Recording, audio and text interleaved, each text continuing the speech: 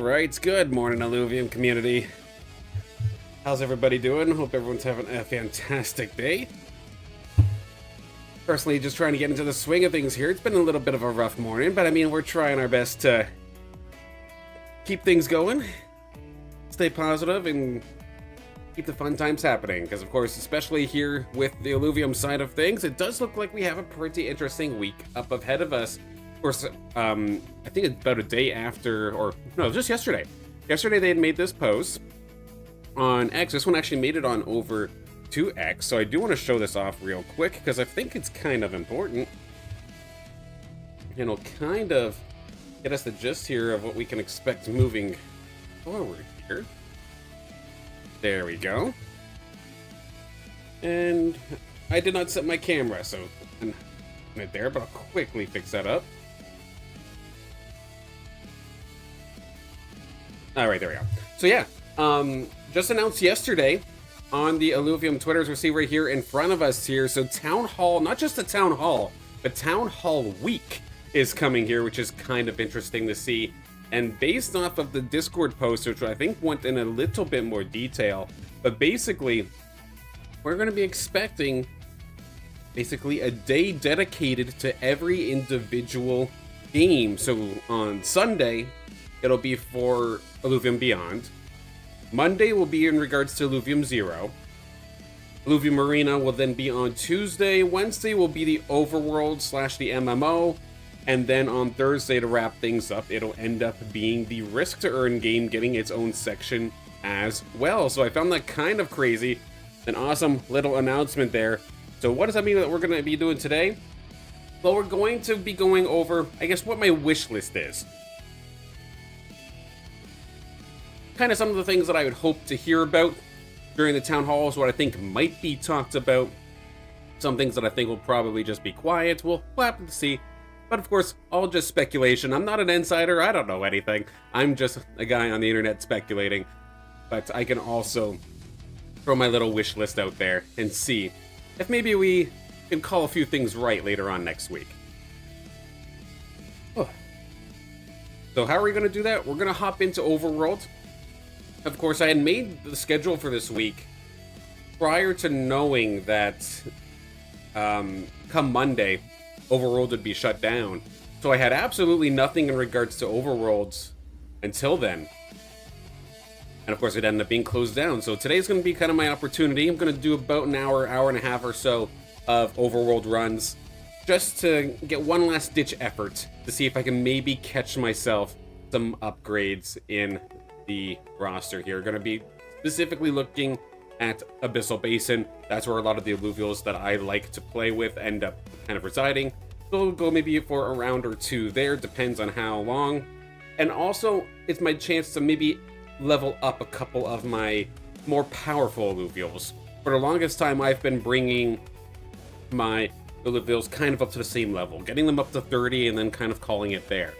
But with the overworld going down, it means that using the overworld for leveling up and getting experience is going to also be going away. So all the flint caps that I have stored, I need to spend as soon as possible. Otherwise, I'm probably not going to see them until the MMO, and I don't know what they're even going to be used for come the MMO. So I might as well use them now while I can. So we'll do that, and then hop into Arena in a little bit. I was a little bit disappointed. I hopped online. I was getting ready to get my caster voice on for a little bit more esports, but it looks like it's going to have to wait just a bit longer. Unfortunately, for me anyway, Data Kings did go down. Understandably so, though. They're getting ready for the ZKAVM migration as well. So that site was down, and as at least I personally know, that is the only way that I know of to actually get the spectator code for the lobby. So that's why plans kind of had to change here today. But we adapt, we keep trying, and make the best out of whatever we have in front of us. So that's why it is going to be Illuvium Overworld to kind of get us kick-started here today. Throw on over here in just a second. Your eyes didn't deceive you. Apparently I have completely disappeared. Let's switch that up. There we go. Audio test. There we go. All good. Camera. Am I snowing? I'm snowing a little bit again. I just adjusted this thing. But it's a little bit finicky here today. I don't have the windows open today for a little bit of extra light, because it is like negative 30 out there right now. And I can see it's kind of punishing me a little bit. It's having a hard time determining where the screen begins and I begin. That's we'll get started off here in just a moment.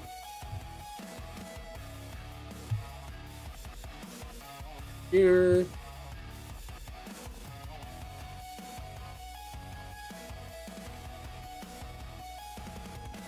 Okay, that's better. The last-ditch effort to try and find some alluvials. Again, most of the time I'm playing either some sort of Aegis, which can be rather flexible depending, like, it doesn't really matter what kind of carry I get. I can kind of turn essentially anything into Aegis at this point. Shock, Mud, Verdant, I've made it work. And it allows me to be very, very flexible. With Toxic Aegis probably be my favorite. But other than that, I also play a lot of Scion, which especially as of right now, I do not have a very good Sinolf, which is something that I do use quite often.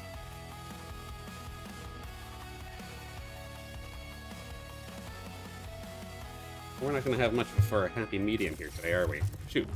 But one thing I do want to double check is how much dust I have for shards, because one thing I don't have is a Master Shard. Do I have enough for one? No, not even close. So we're going to be going out there without one.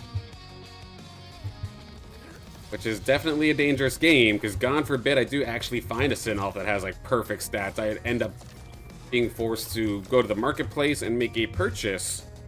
Or I'm stuck kind of raw dog in that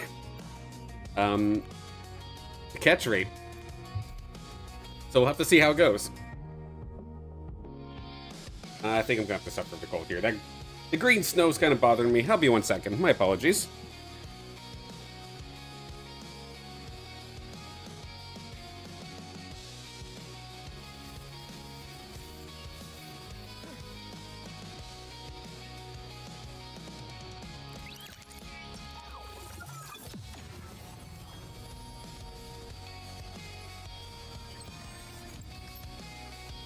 Alright, did that change anything? Let's see here. Got a little bit more light in here. Looks alright overall. And of course, regardless of which platform you happen to be on, I have chats open in all 3 platforms. So if you do wish to make a comment or converse while I'm doing this, we're absolutely welcome to do so. But of course, not mandatory. I'm just happy that you're here in the first place. Riplance, I'm going to want to take a look at that. Hollow Rye, maybe if there's nothing else going on. Lynx, I do need a better Lynx.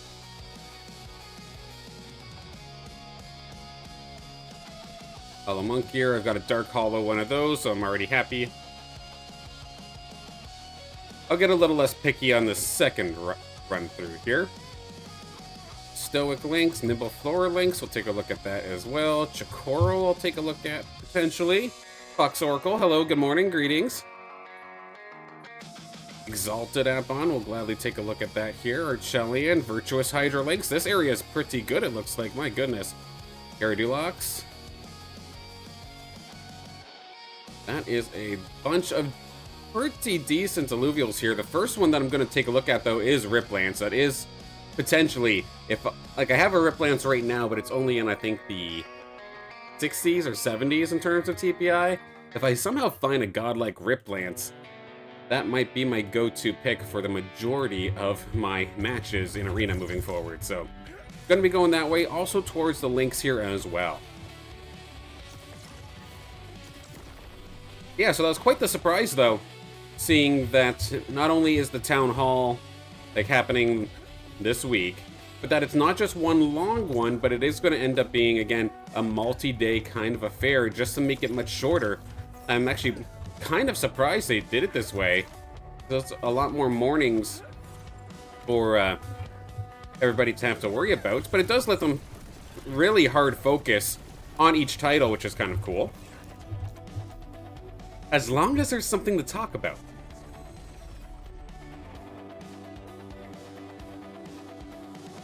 Because if there's nothing to talk about, then it's going to just be quick in and out. And I know their intention is for additional focus and then for things to be shorter overall, so that they're not sitting there for 2-3 hours or so. So I'll be interested nonetheless. Lynx is nothing to write home about. So I will quickly get the Ranger suited up here.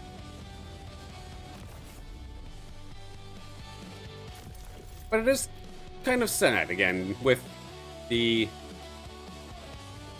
Overworld as we know it going to be going away soon. Who needs it most here? Of my carries, you're still in the 30s? Okay, let's do that then.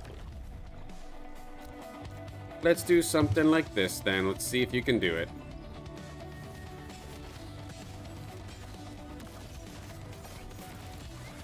Oh, I'm taking a lot more damage than I was expecting.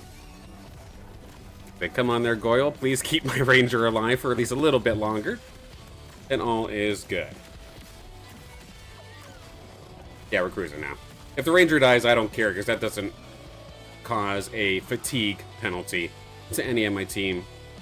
And there we go, a nice little boost in experience for everybody.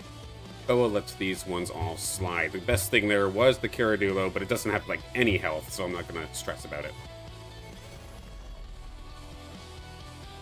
Yeah, so start off, I guess, on Sunday they're going to be starting things off with Illuvium Beyond. And I will admit that Illuvium Beyond is probably the, I guess, Illuvium product that I am just not disinterested in, but I'm not the most excited about. Like, I've never been one to collect pictures, so to speak. Like, back when I started first hearing about NFTs, for example, and how, like, these pictures that people were buying and collecting and whatnot for all their worth, that never truly interested me. So I feel like Beyond is kind of just that, but they happen to also be used for profile pictures. So what I do wish to see for the Illuvium Beyond Town Hall, for example, is I'm just curious if there's a theme dedicated towards this next one. I guess the closest thing, I mean, a lot of these themed versions have been for holidays or something along those lines, and I think the closest thing that we would have is, what, Valentine's Day? Could potentially have some sort of Valentine's Day themed Beyond set. But I'd also be completely fine with just a plain set. Just our favorite alluvials, just in, like, different poses, different screenshots. And I'd like that personally. But I don't know what else you can really do with that. I know there is the Beyond Rewards leaderboard that is still active, which is still kind of surprising to me that there is rewards for that to begin with, but I know they're trying to emphasize on collecting and rewarding those that collect the most, or the most fanciest, hard to get Illuvatars, for example. Which is okay, it's just not my thing personally. A decent bulk on this guy. Not a bad monk here either. So I think what we'll end up doing in this fight here, just to pause the Beyond talk for a second, we'll take this fight. If we happen to get it, we get it. I'm not going to be too upset if it does end up missing out. Just throw a tier 3 shard at it and call it a day there. Let's see, it's a lot of experience. Let's see if we can get Riptorus on this one. And maybe we give you another buddy. I'm worried that Rip Lance is just going to tear me a new one.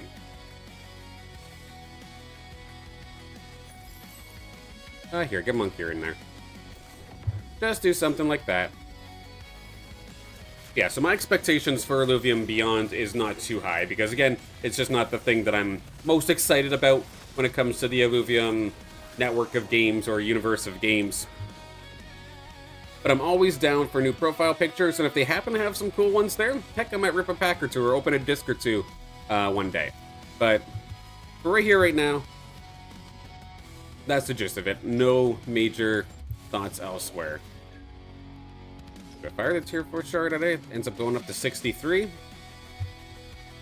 And at the very least, I mean, this thing has health, it has Omega power, and pretty much decent resistances. I think mine would be better, but I would not mind another. I think we will throw the tier 4 shard at it. Let's see if maybe we could find ourselves a Rip Lance to start off our day here. 60% chance, I believe, to actually catch this thing. Because again, I don't actually have capture augments on my drone, so it's a little bit less to do, and nope, we will get denied. Rip Lance will disappear this time by, but that's okay. Now, Monday, I imagine, is going to be interesting, because that is what it's going to be the town hall for the Illuvium 0 side of things. So, basically, there's a few things that I'm worried about, because in January, or at least in the last town hall, I believe, the one in December before the holidays, there was supposed to be a landholders meeting in January. I don't know about any of yous, but I've not seen anything in regards to a landholders meeting or when that would possibly take place. I've not seen any sort of announcement about anything like that at all, so I don't think it's happened yet. So personally, that's going to be thing number one that I kind of want to get clarified, is that meeting still happening? And if so, when? You'll see a common theme here, like I actually want some dates here. I don't just want like, oh yeah, this is going to happen. It's getting to the point where I kind of want to start seeing some dates on things. And the landholders meeting is one of them for me personally. Because the other things that I'd want to see for Zero, of course, is what kind of new utility is being built. I don't need dates for those yet, per se. I'd love there to be one, but I want to know that something is actively being worked on, and I know the migration to DK kind of tied them up for a little while. But now that it's basically in motion to happen this week, I want to see what their first moves are once it actually is complete, if that makes any sense.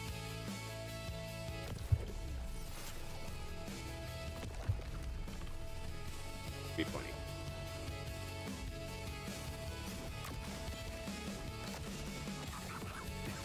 And then with that new utility, I'd love to maybe even see an example of something that might be even already kind of built, but just isn't implemented yet because of the migration.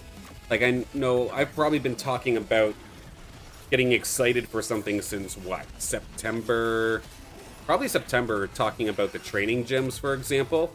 I'd love to actually at least know more about that one in particular, since that one has already been announced at another town hall that it was at least supposed to be happening. I want to kind of know how it functions. Does it need fuel? How much space is it going to take? Let me actually see it on a plot. Let me see some of the menus or something like that. That's what I would love to see in the Illuvium 0 side of things. Because what I do worry about is that we're going to get to the Illuvium 0 day. It's just going to be like, hey, yep, 0 still exists, but we're not developing anything for it yet. Okay, thank you, bye. That's what I would be really, really worried about. But it just goes to show how, I guess, starved 0 players are for something. So I just want to see that there is still, like, active plans, and even if it's slow, just active development, and what their next move will be. What's the next thing that we could potentially see, even if we don't necessarily see it immediately. And because that's the thing, like, I'm not going to rush anybody. As much as I want dates on things, I also don't want it to be rushed. Because even with the MMO, I'm kind of seeing these vibes where everybody is so damn focused about getting into the playtest and getting this thing launched as soon as possible. And I can imagine that Illuvium and then everybody who's been around for a long time is basically thinking that this MMO has to hit the ground running without any issues, or else there's potential that it never recovers. So when I see people rushing the developers for this damn MMO so much, it does irk me, I'm not going to lie, but I do want to know that things are at least being moved on, if that makes sense.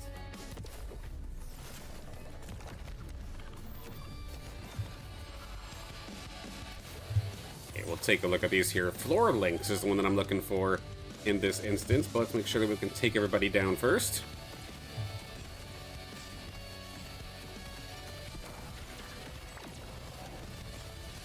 The ranger moving so damn fast always throws me off. I always put it in a spot so that it can catch all the alluvials, but half the time it moves out of the way before the alluvials even get there. But no harm, no foul. We take care of that one. For some of those bigger fights, I should probably be using my flint caps. Now, T-Roo, that's not a bad little Roo, I'm not gonna lie. I might throw a comment if there's nothing else good, but at the same time, look at that floor links. And slapping, nothing to write home about. I think I'm more inclined to take a shot here at this nimble floor links. What is my best floor links currently, I wonder? Do have my sheet. I'm not going to flashbang you, don't worry, I'm just peeking myself here. So my nimble floor links is actually Garbo. So this is an upgrade. It's not a tier 5 shard worthy upgrade, but I think it may at least warrant a tier 4. And actually, is that going to be just a 100 or a tier 3 rather? Let's say it's tier 2, so yeah, this makes more sense. Let's throw maybe a 3 at it. Just trying to think. I don't want to necessarily be greedy, so I think I'm actually going to throw the 4 at it. I'm going to throw the 4 at it because there is no guarantee that I'm ever going to find an upgrade of this nimble floor links with the overworld closing here, without having to go into the market to purchase one, of course. And then let's be honest, finding a fighting fit tier 3 links or stage 3 links is a little bit tough. So I'll gladly take this one, because if I have a rogue or if I have a floor links in on a team, it's probably going to be a nature-based team, and at that point there, I'm probably just having it hold the line until I get Phosphorus online. So having something that's a little bit tankier but still swings quickly and hits hard, even if it's not optimal, this is massive to me. I'm happy with this one. Nimble floor links, welcome to the squad.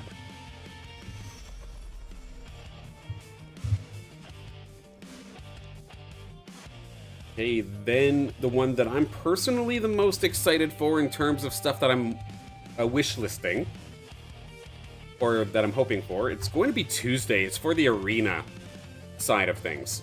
Now, of course, the arena, it's not my favorite game in terms of Illuvium. Like, the Overworld's technically my favorite, and the MMO would then be the way to go as well. I much rather the open world creature catching stuff compared to an auto battler. Again, before Illuvium, I absolutely despised auto battlers, and only with Illuvium have I actually kind of taken a liking to it, to the point where I enjoy it, but I would rather be playing something open world or some MMO kind of style. But that being said, I still have plenty of watts here with the arena itself, because again, once CKVM migration is in progress, experience gain disappears for a little bit.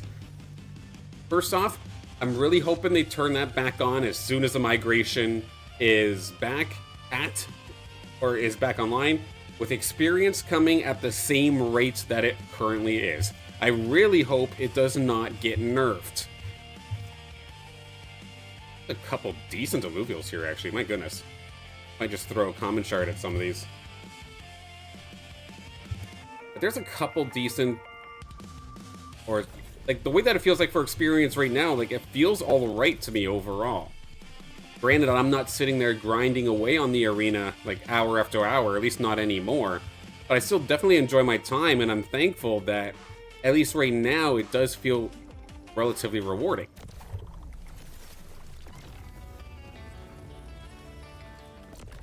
There's a couple of tier 2s in here, so if I flint them, see how that works. See if that works here. And then, hopefully the experience gets turned back on. After that, what I'm hoping, second thing that I'm hoping for here, Battle Pass 2. Because it's a little bit kind of awkwardly just hanging in the top right as of this moment, right? Or top right to me, I just pointed to the top left, but you know what I mean. In the menu, it's up in the top right, just kind of hanging there. And it would be absolutely something that people can try to progress for. And could possibly want. However, it's kind of blank right now. So I would love to see some sort of Battle Pass come out again. Just thinking of my pick for what to throw my shard at here. I think it's going to be the Lynx. Just throw a tier 2 at it. If we get it, we get it. Yeah, so Battle Pass 2. And then with the experience, as that Lynx just absolutely says no way and leaves me here. For experience, I hope it doesn't get thrown back behind the paywall of the Battle Pass again. Because that was... it'll be a little annoying. If it's a case where... okay, there's a Battle Pass going, it's locked behind the paywall now. Oh, there's no Battle Pass anymore, now everybody gets it. It's an odd spot where I feel like you have to make up your mind, if that makes sense, right? Either you need to have a Battle Pass already lined up all the time so that that core feature of earning experience never goes away for those that have paid for it, or just always make it so that experience is gained no matter if you have the Battle Pass or not. The flip-flopping is a little irritating, at least to me anyway. So I'm hoping that there's some sort of clarification on that. And then I'm hoping, because I know they're going to be focusing on the MMO, and that's going to be priority number 1. I definitely agree wholeheartedly. However, we can't completely forget that the arena exists in this time. And with that, players are going to be looking for some sort of events, or maybe even some tournaments, of course, to get involved in. And if we recall back with the Discord post from Kieran, I think it was maybe 2-3 weeks ago, 4 weeks ago almost. It was right around Christmas, I feel like, because it was shortly after the post about the rewards going away. It's like, oh yeah, no worries, there's going to be a tournament in July, or not July, in January. Well, January is essentially come and gone, and I don't have a date for anything. So I imagine they came back from the holiday break and got swamped, which is completely understandable. But again, this is also why I have the rule of thumb of, if it wasn't officially announced, don't look forward to it. It doesn't exist. Because, yeah, unfortunately, as much as those were the things that we wanted to hear, we wanted to get excited over a tournament, if it's not officially announced or anything along those lines, then things change. And that's not a gripe against anybody, not in the slightest. It's just something that happens, right? It's natural. So I hope that we actually get word on a tournament, but not just the introduction of it or the announcement of it. I hope we actually have a date set out, ready to go, that players can start working towards, because this is what's kind of awkward right now. If a tournament was announced today, for example, which it probably isn't, but if a tournament was announced today, if you wanted to power level your alluvials, you would need, you'd have Saturday, Sunday. You'd have a weekend of power leveling your alluvials. That's it. Once Overworld is gone, then all of a sudden, a tournament is going to be announced with no way to actually level up your alluvials, because experience in the arena is also shut off for the migration. And if we then wait for the migration and whatnot to occur, then do the tournament, it's still going to probably be a small period of time unless you're announcing this tournament for like April, which would be way too far down the line. arena players still need something to work for, which is why I'm also hoping that there is some sort of, and I'm fingers are crossed, because of course I kind of preached this on a couple of YouTube shorts and a couple of streams in the past, but I really do hope that there is some sort of cosmetic reward attached to ranked sometime soon here, because especially again with all the experience going away, you can't even make the argument anymore that you're playing ranked for the sake of leveling up your alluvials, because that's not actually going to be a thing, which means the only thing you have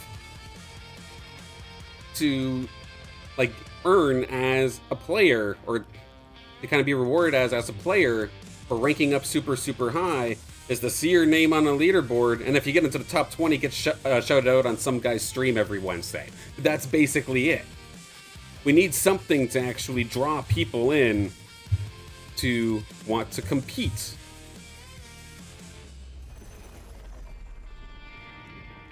So I do hope that cosmetic rewards of some sorts are on the docket here for the arena. That's on my wish list of sorts.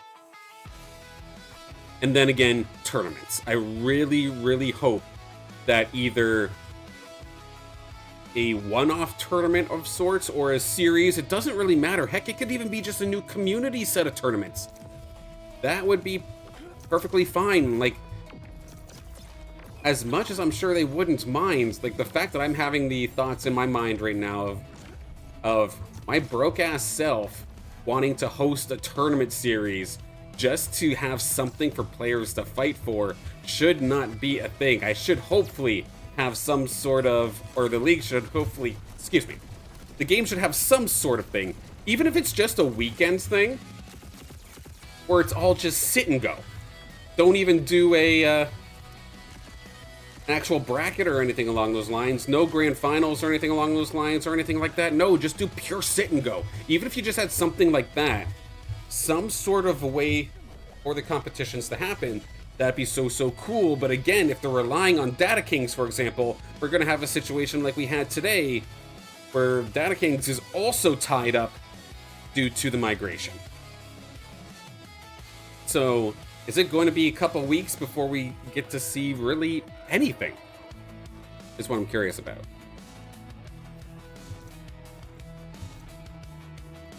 Okay, nothing to write home about really with these alluvials here, so I'm just going to very quickly try to beat them up and move on.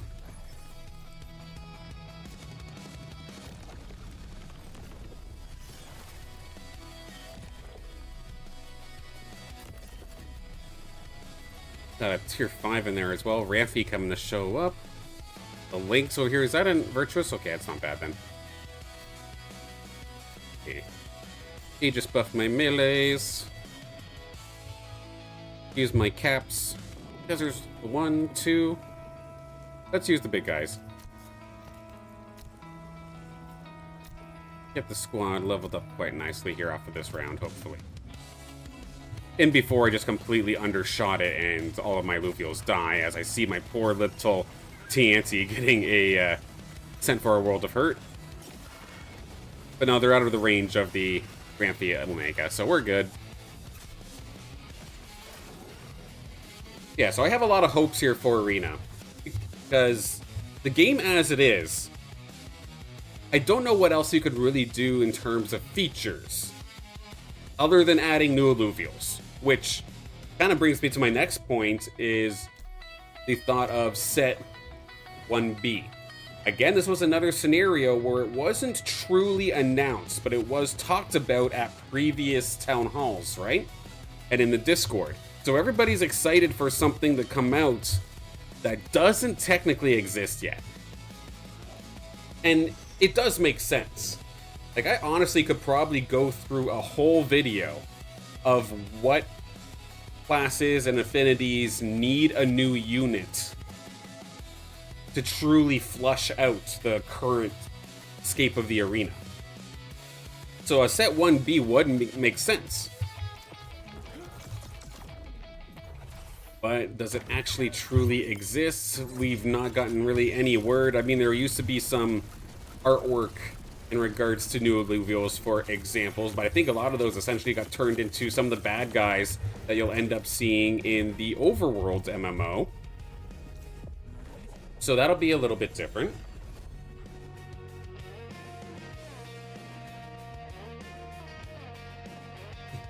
What if a feature of being an Illuvium ambassador at tier 2 allows players to host tournament and put up their own? I do that just as a nobody. Like, that's something right there. Like, I don't even need it to be in client or in game.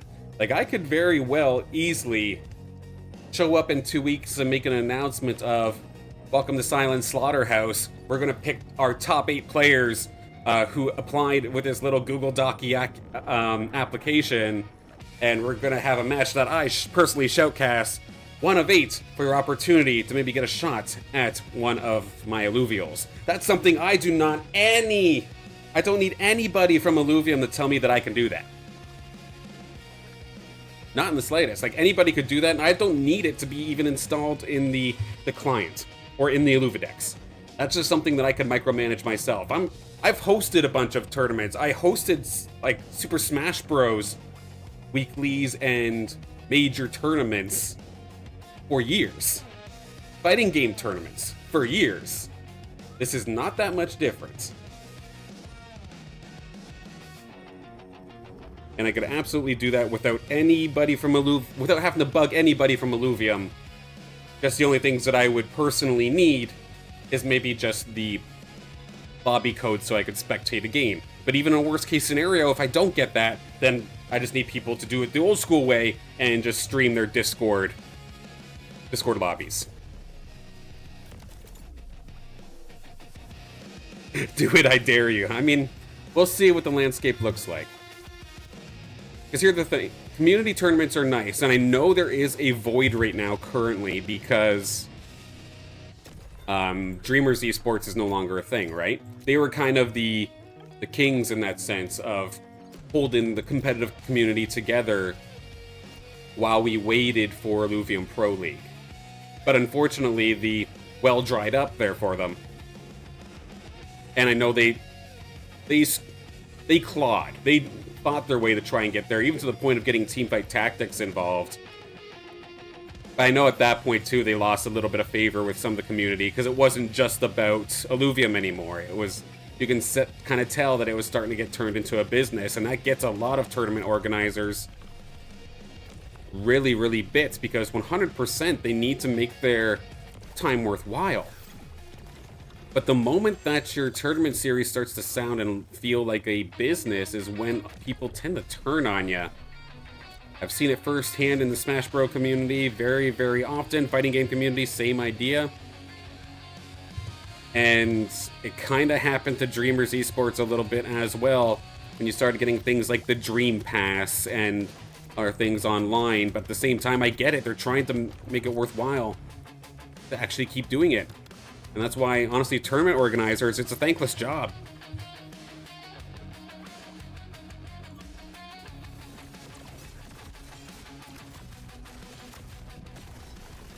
I might have been a little bit lean onto this one, or I'm just paranoid. Probably just paranoid. It would kind of match my well-being as of late. Yeah, it looks like we're cleaning this up. No issue.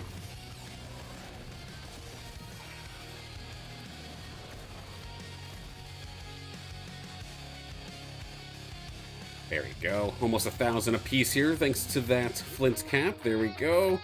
TNT, can I get you to level 40 by the end of this run? That would be awesome if we could. In terms of the actual stats of the Illuvials available, I mean, that Archie's pretty sick, actually. Here, I have plenty of tier 2s. 97% chance. You want to come with, Archie? You wouldn't be my best, but you'd still be fantastic. And maybe before the overworld closes, we can fuse you into a new Archos and let your spirit live on with that Archos.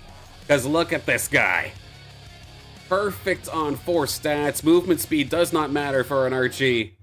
Just lacking a little bit of health, but I'm sure I've got another Archie somewhere that has the health needed.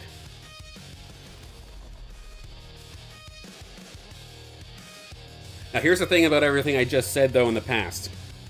Again, there was no official announcement there. Just because I said I could do something doesn't mean I will end up doing something, if that makes sense. So, as much as I may have teased something competitively, do not hold your breath. I love the idea of it, and if things happen to work out my way to where we can warrant that, then hell yeah, but I cannot guarantee anything. So it's not an announcement, it's just brainstorming.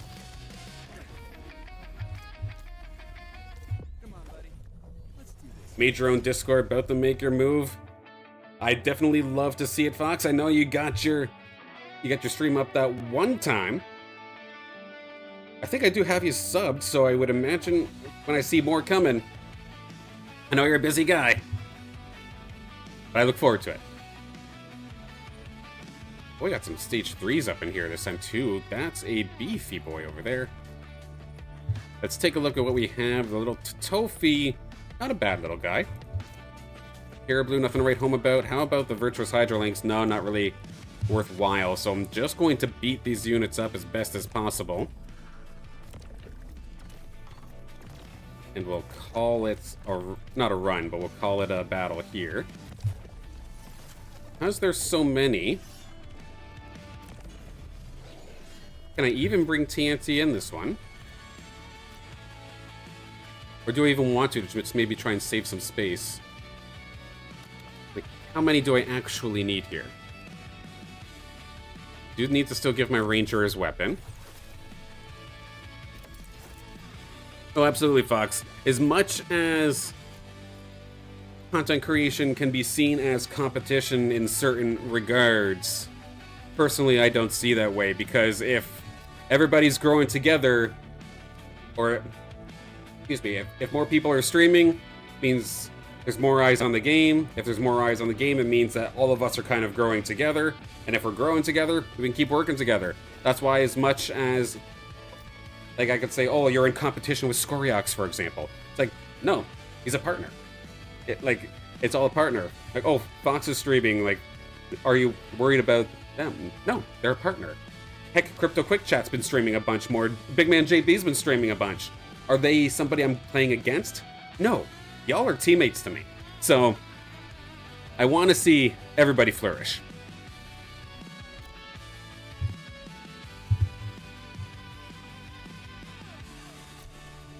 Let's get these caps on here again. There being 2 tier 3s, or not 2 tier 3s, I always screw that up. 2 stage 3s with these 2 Lynxes, as well as the tier 5 Scarabok here. I feel like this would actually be a bit of a juicy experience dump. And I would almost have my flint caps completed here. Let's do this fight.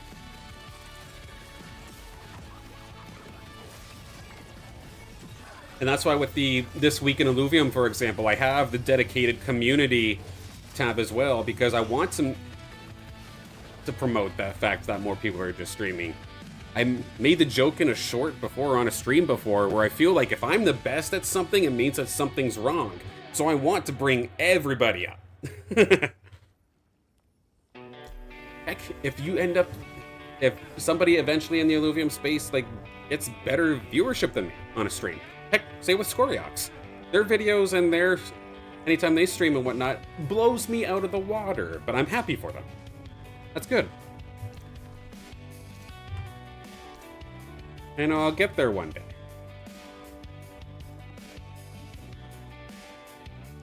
I might tease every once in a while how especially with Scoriox, for example, it always feels like something is either surviving or it's dying.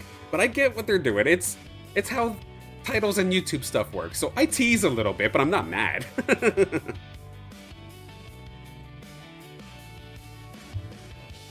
mean, that Tofi's not terrible. We'll throw a common shard at it. If we get it, we get it. But that Virtuous Hydrolinks was not that good at all.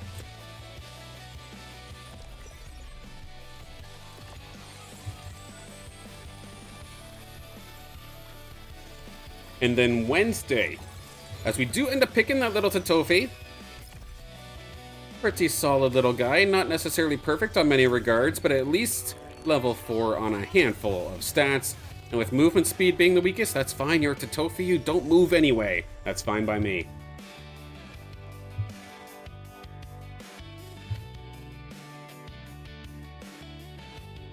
But yeah, just the big thing there before I go back to my town hall talk is that the big thing just with having all these other content creators, there's plenty of people that are probably just going to wait for the MMO to come out, make a couple videos, try to capitalize in on the hype, and then go look for the next game to try and like capitalize on, or they're waiting for the MMO to start making content. And I just argue to anybody with that kind of mindset, like, just get going now. Get yourself, especially if you're just kind of getting started in with the YouTube side of things. Like, I know it's rich for me to give advice as someone who's a very, very small YouTuber.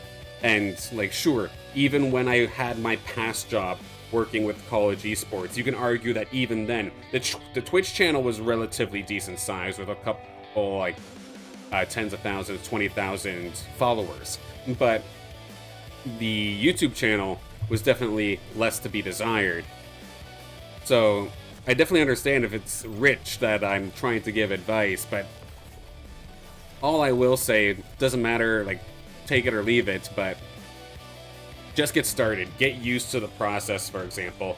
Especially if you have a busy schedule, figure out how to squeak in that content with everything else that you're already doing. Like, I know I was very, very fortunate for, say, August to about October. I had a lot of time to be able to just focus on this, for example. Like, even now, as a part of being a dad, as someone who's also trying to work full-time as well, and then just trying to do daily house chores, for example.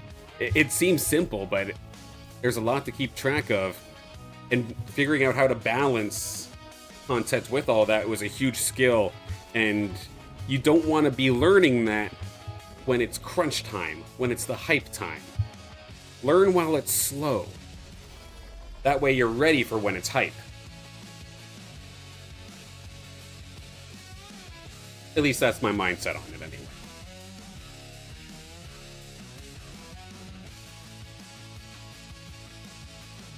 Like, heck, even if you recall the Illuvium Tale videos that I did the two of them. It took a long time for me to squeak out the second one after doing the first, and I wasn't prepared for that. I know it was something that a lot of people really, really enjoyed, but it took a pretty decent amount of time for each video. And not just that it took time, but it's like time that I had to have uninterrupted without like worrying about the kiddos or something along those lines. Because you need to get into a little bit of a mindset of sort, the storytelling mindset for those videos in particular. But I'm glad I'm learning this all now, before it gets too crazy. I've got plenty of ideas. I just gotta execute as we see a rather beautiful Exalted Apon showing up to the fight. That screams a tier 2 shard for sure at the very minimum. Would absolutely want it. I'm gonna get Archos in here just specifically to get the Aegis buff for my squad. Armor up. Riptorus, get into the fight. You can be the Aegis buffed one. Axodon, catch the Lura. And then Monkier, do the Sluggin. That's actually probably overkill. I argue I can get rid of Monkier. This would give me... It's still just one shot, huh?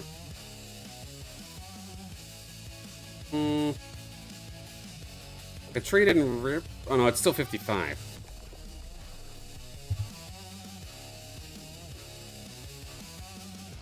Do I think that this could whittle him down? With a consumable, maybe. There's some that have healing over time, right? Let's do that. Healing over time. Let's throw Archos. Give Goyle a ring nut. And we still just... Well, actually, hang on. We still have just the one catching chance anyway. So I might as well just throw another unit on. Yeah. A little bit of a waste of consumable, but it's okay. Not like I have anywhere else to use it right now.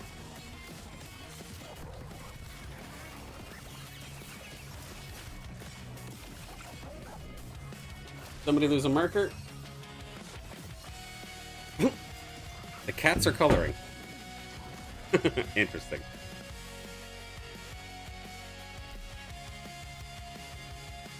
So this is the one that I was looking at here. I wish it had a little bit more health, but overall, that is a fantastic Exalted App-on. If I just throw the Tier 2 shard at it, is it enough to capture off outright? Not necessarily, so we will move over to the Tier 3. I've got plenty of them available. I'm not taking any chances. As much as I'd love to throw for content, today's not the day to do that.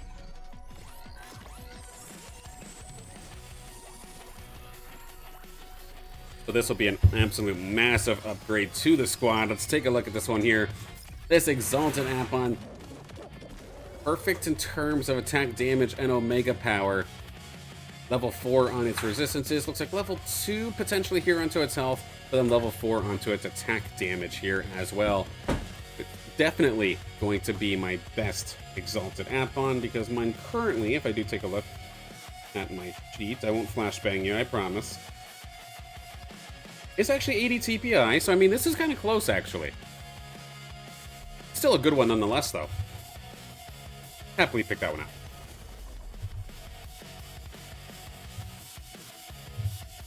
Okay, so back to the town hall. So Wednesday, that's when it's supposed to be the talk about the overworld in particular. And as much as I know that's where all the hype is right now, there's not actually a whole lot that I'm expecting, so to speak, here with the overworld.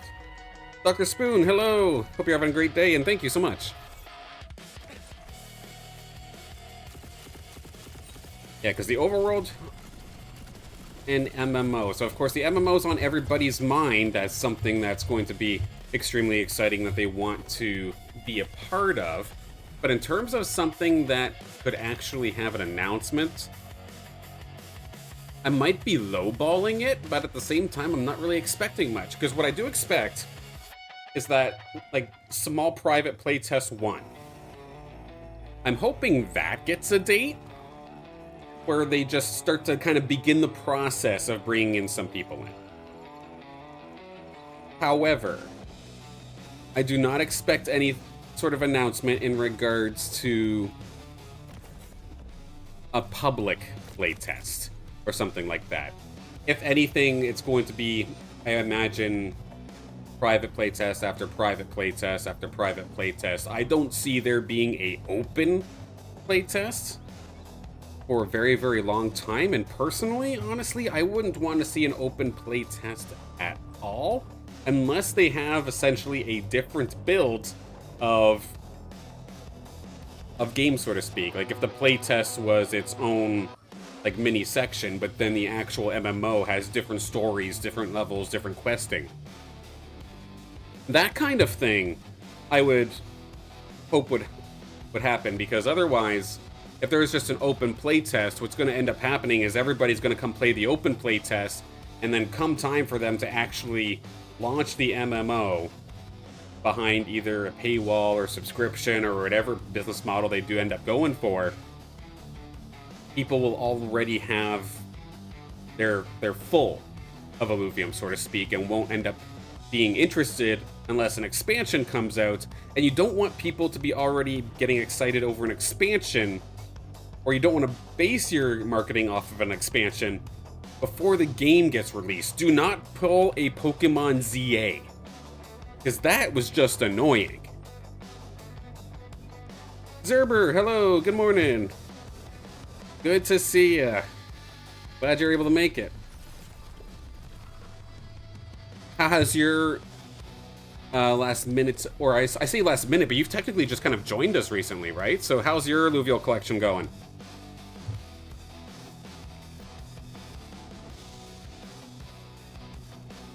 Here, let's do a test here. Can Riplance and Dualef handle this themselves? In fact, actually, let's give Dualef a break.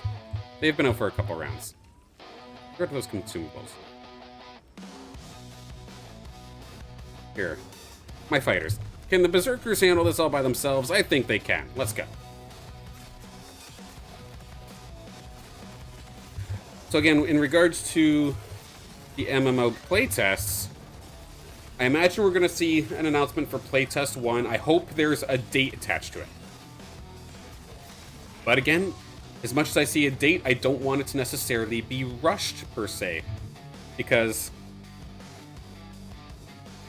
to a lot of people, that's going to be their, I guess, first impression, of course, on the game itself. And if you break that first impression with something a little bit mid, it might be harmful.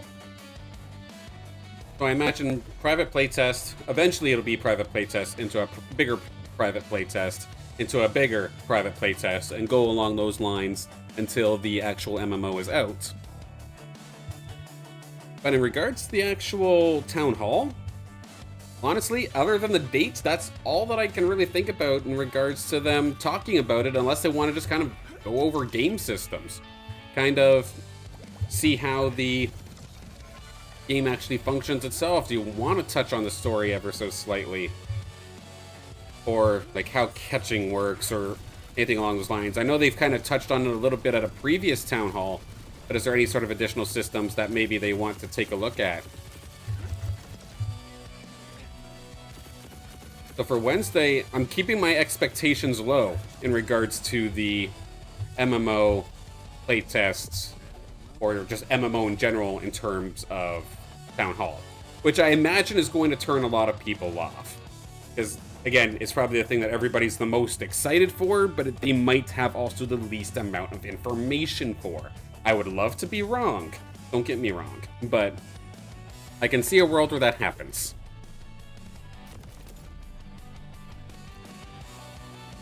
What do we got here this time?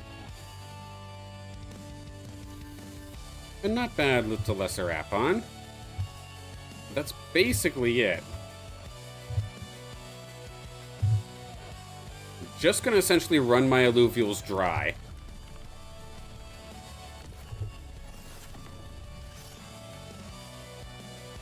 Like that. And put you here as well. I think what I will end up doing here today, wrap up this run, and then I'm kind of torn. Do I do one more Overworld run? Send off the game on stream one more time? Or do we hop into Arena?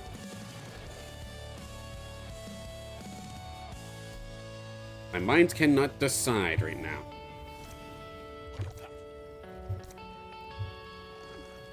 I think even though that little lesser app-on was okay, I'd rather be looking for something else. I'm just kind of checking encounter after encounter at this point now, just hoping for something extra in one of these encounters. Started like maybe a week or so.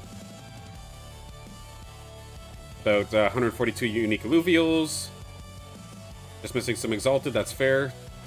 Tier 1 done, 2, 3 done today. Damn, keep it up. Not bad at all for just being brand new. And these have been all alluvials that you've caught yourself in the overworld? If so, that's extremely impressive.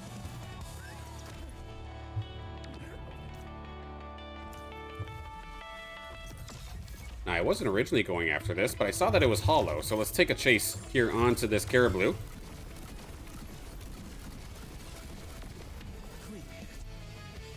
If I can... I should still have a couple of my alluvials fresh. So there's like a Riptor or two, I believe, just maybe a little bit northern here in Abyssal Basin that I could go take a look at.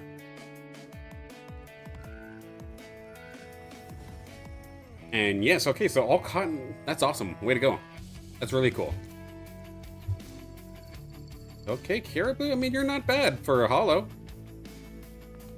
And otherwise, it's just this little Rota.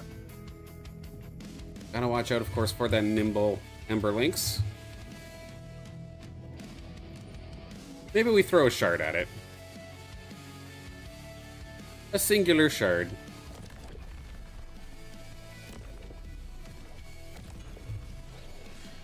Bring the big guys in here. And see if they could just clean house. Yeah, there should be plenty.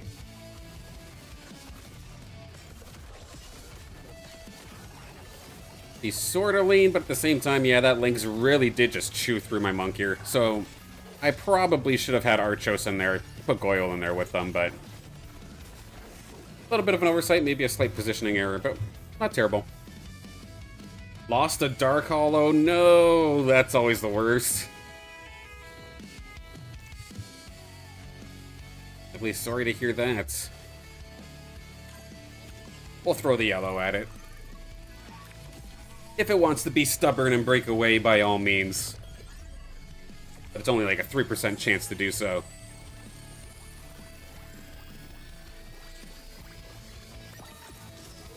There we go.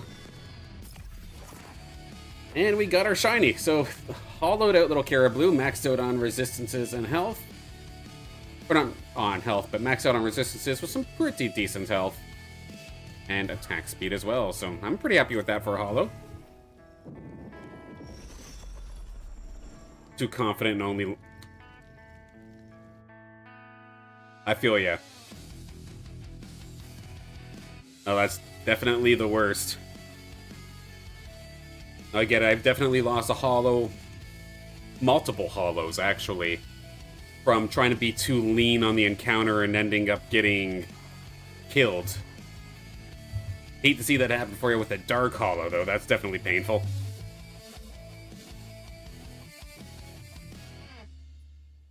Okay, let's double check here, because there was a Riptor around here. There's one.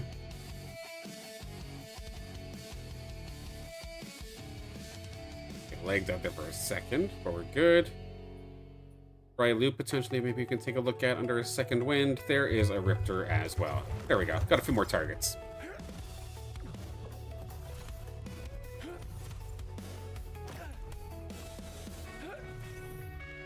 Yep, that's exactly the Mindsot Spoon. Yep, we're in the exact same ballpark. I know the first time that I was majorly kicking myself, I think I even had it on video. In the video where I put about the... Or in the video where I talked about how to earn your free-to-play shinies or something along those lines, I had put the example there showing the time that there was a hollow Seaforus, the fully evolved one, of course, right there, and I cheapened out so much to the point where I lost the encounter. It hurts. Holy Riptor! Look at this guy! That is a beautiful little Riptor.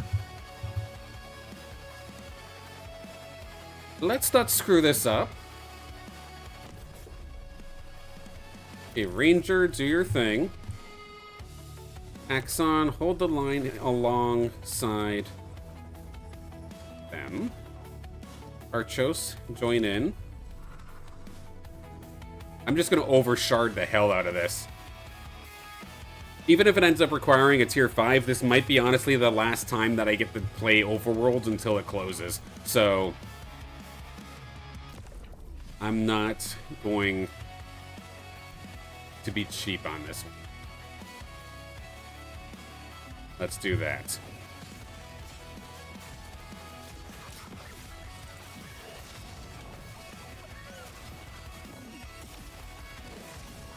Yeah, we'll clean this up nice and quick.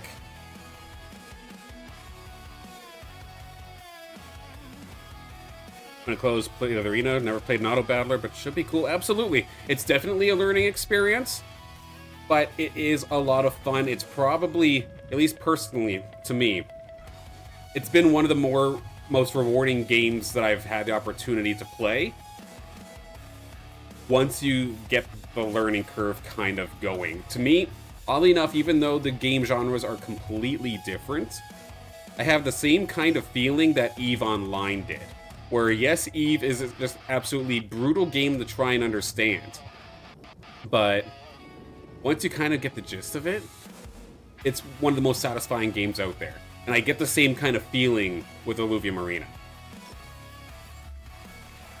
Alright, tier 4. Tier 4 shard here onto the Riptor. This is the guy that I'm looking at right here, right now. Almost perfect. I hope I don't end up kicking myself for not using a tier 5 shard. Oversharded a little bit. Can we score this guy? We are absolutely going to be able to. There we go. Big upgrade. Big Riptor. My favorite little baby scorpion is an absolute monster. Look at this guy. Damn. Learned a lot. Watched a lot of video. Oh yeah. All the IPL stuff. Sweet. Awesome. I'm glad.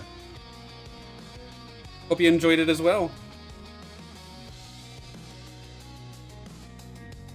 I'm definitely going to have to take a look at the Illuvidex for that one in particular. Not because I'm trying to sell it. I just want to see what TPI it is.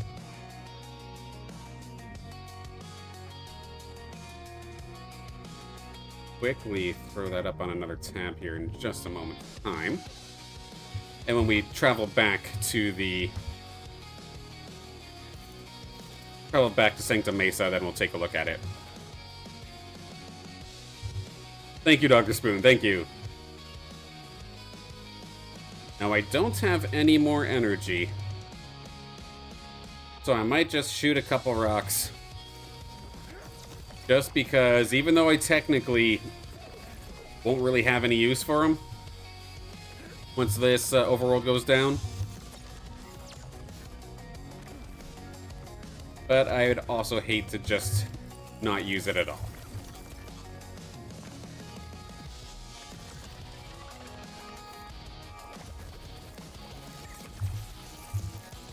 I'm definitely not going to miss you guys.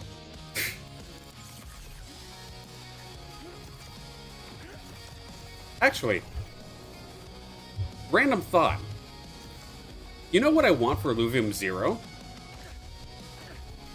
Because right now, there's absolutely no point of keeping vegetation in your plots, right? Like, you can keep it and let them grow out, and then you cut it down eventually, and it does give you a little bit of a boost of resources. But it's not very much, and a lot of times it's just worth it just to pave over your entire city. And it's just better off doing it that way. But the morphopods, like, I get, like, these little buggers here. I understand, like, the idea that you collect these morphopods to eventually boost up the speed of a minting skin. What if having more vegetation in your plot could draw morphopods in that you can collect? It would also make sense for that one little building there in the Science Center where it increases the amount of vegetation that you can potentially, like, get in a certain area on your plot. I would personally have a little garden set up around one of those buildings if it meant that I was just slowly collecting morphopods. Like, I would still trim the tree, for example. But if I trimmed it, it maybe gives me a tiny little bit of resources, but then give me a chance at a morphopod. I would absolutely be fine with that. And it sure beats going into the Overworld old school and just shooting them that way. And of course, we're not going to be able to shoot morphopods anymore, right?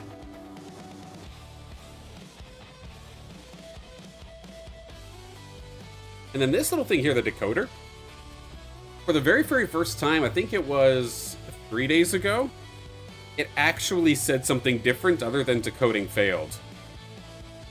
It said, like, decoding partially complete or something along those lines. That kind of surprised me.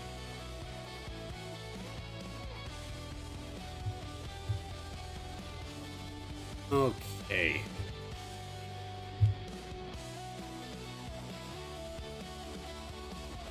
Quickly bringing up on the other display here. I want to take a look at the exact TPIs of what was brought home here today. And of course, all the schools closed here because it's It was -30, so all the schools closed. So if you hear my kids screaming in the background for their life, they're probably just fighting over a toy, I promise. Here's what we ended up bringing home in this haul here. So that Riptor that I was earlier really excited about, well, it ends up to be a fighting fit Riptor, which of course personally a fighting fit is 85 TPI or higher to me. That Riptor exactly matches the qualifications. Caribou, the Hollow, ends up being 73 as well. That Exalted Apon, not too shabby either. Rate about 79. Tofi's not too bad either, 73 for that one. The Nimble Floor Lynx ended up being a 67. Oh god, ended up being a 67. This cursed Lynx now. It's going to be an upgrade, but part of me just wants to burn it now at the same time. Yeah, my current Nimble Floor Lynx is actually 56, so gonna have to embrace the meme because this Lynx is an upgrade. And then Archie, the little turtle, is just under 80, 78. That's not too bad. And I know we were kind of speculating on stream on Wednesday. When Overworld closes, does that fighting fit number kind of come down a little bit because of scarcity? Maybe it does end up being around that 80 or that 75 mark. Well, we just got ourselves quite a few contenders.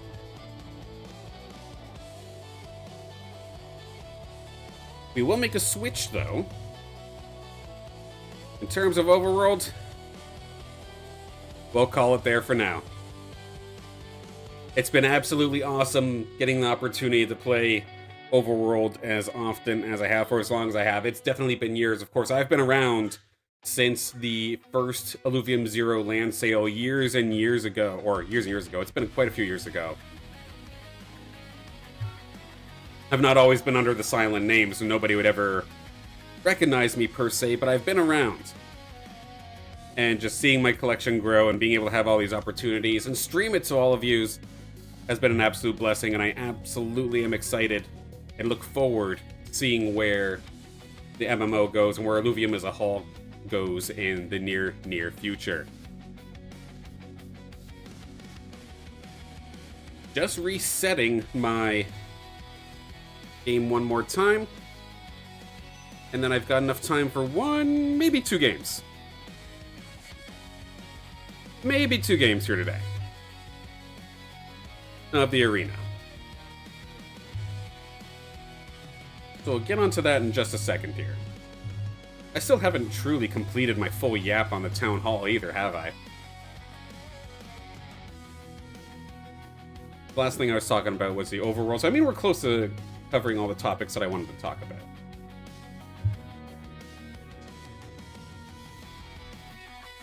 Yeah, I just got to talk about Thursday stuff.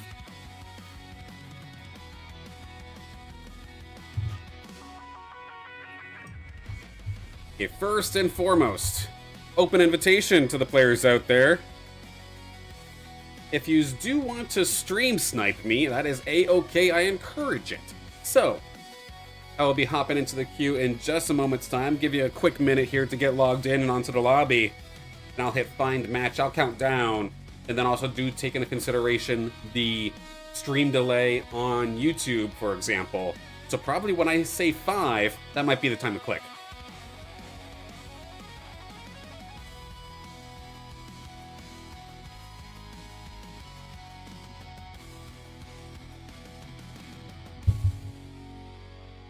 Alright. Coffeeed up, let's get into this. So we are going to start queuing up in 5, 3, 2, 1, let's go. Spoon's already in a game. I mean, I'd say unfortunately, but it means I have a better chance of winning now, right? No, but maybe we'll catch you on the next one, Spoon. Good luck in that game as well, of course. Spoon's actually just been killing it whenever they're in game. I believe you have probably either one of or the best average placement that I've seen on the leaderboard so far. In fact, maybe I can even check that right now with the Illuvidex. Yeah, because I got knocked down back to back to 11th. Lars passed me again.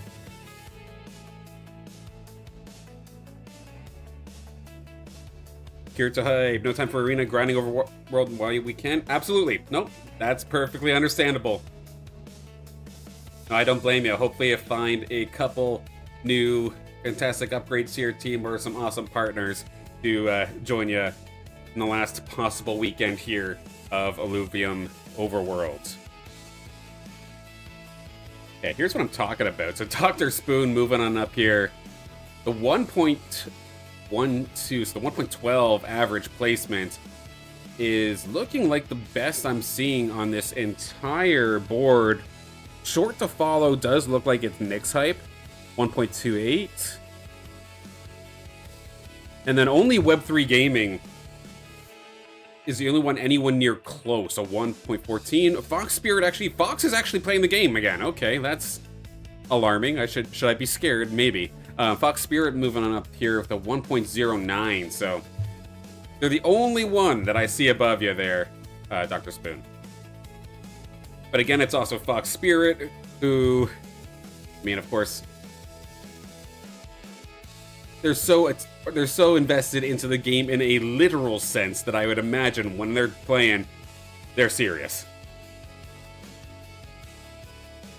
Yeah, Kirito, that those AI Doka pictures, I swear to God. There's been a few of them where I'm like, okay, this is cute, this is funny. But what was it? Was it you who sent me the one the other day where it was the Doka doing the Spock hand gesture? I can't do it per se, but doing this to me.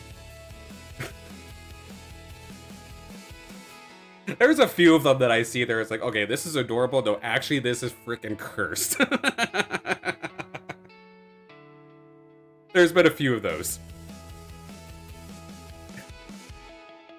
But at the same time, even some of the Illuvium gifts that get used are kind of cursed. Like the one, my wife was laughing at me yesterday for the one that I used, or no, it's the one on Wednesday, where it was the monk here sitting on the toilet with the newspaper. She's like, what the F is that?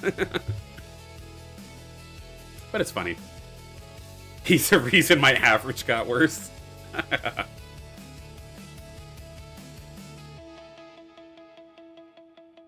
Oh, Fox Spirit was the reason your average got worse. I mean, fair enough. I know Fox Spirit's definitely one of those players that I would imagine, like, if a tournament does get announced, definitely up there for one of the favorites, I would imagine.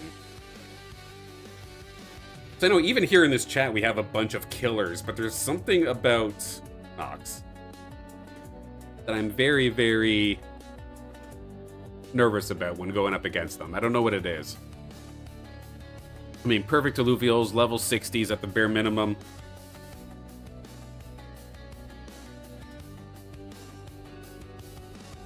Definitely strong player, and I do not blame you for having some solid back and forths with them, because the reason your average got worse there.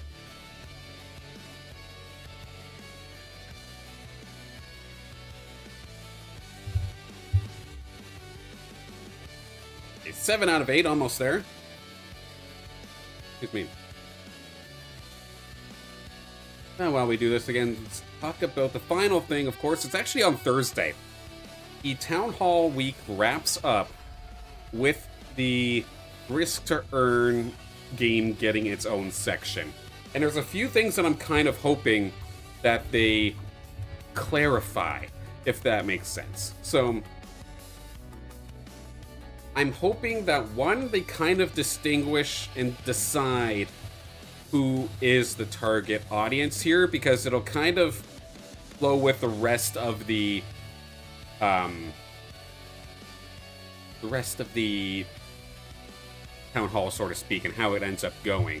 Because I know personally, I don't want the Risk to Earn to be a degen gambling game. I do believe that there is a way that you can have this kind of battle royale risk mode, but still be a fantastic and fun game in its own right, without gambling being the core mechanic or the core emphasis and selling point of the game, if that makes sense. I personally believe that can happen.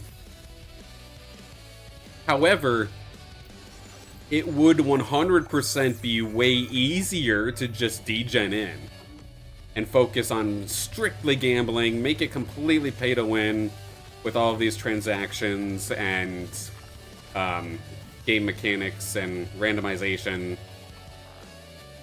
It would be way easier to just do it that way, and I get that.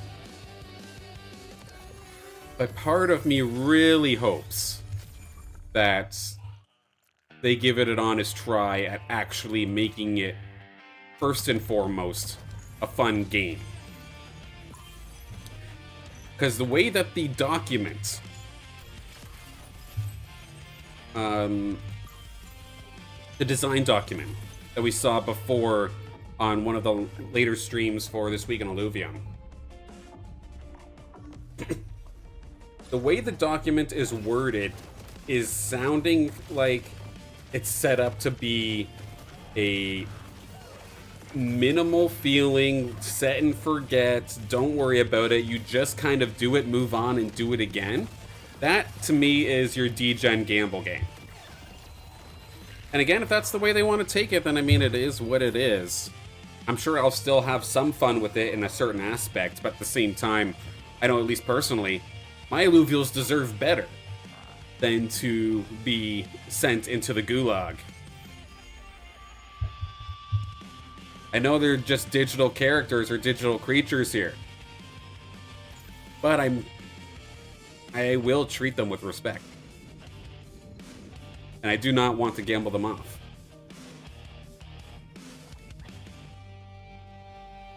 Okay, this is kind of brutal. There's a lot of fire here, isn't there?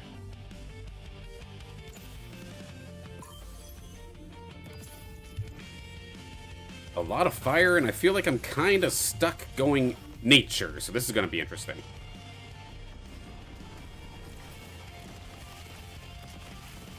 You know who also has a pretty crazy team? This fella right here in front of me who I'm playing up against right now, G-Hamster. Very, very strong squad as well. They don't necessarily have the level 60s that someone like a Dr. Spoon, Kirito, or a Fox might have, but they are definitely on the come up. Sticky Pinky as well is actually in this lobby here too, so that will be fun once those matches start happening momentarily. Let's see, so if I'm going for nature, I really want crit. I'm more so focused on healing, kind of, right?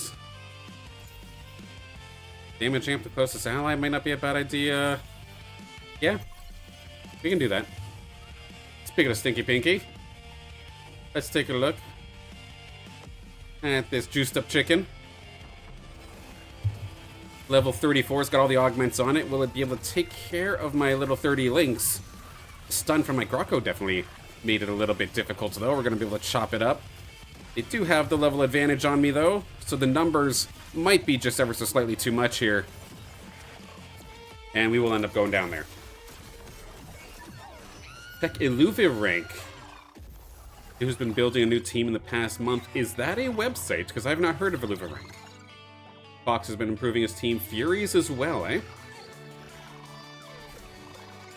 I tell you, once actual tournament season comes around again, it's going to get wild. And I'm not talking about Illuvidex and sales. I don't give a shit. I'm talking about the actual game itself. It's going to get fun. It's going to be exciting to see what everybody's got going on.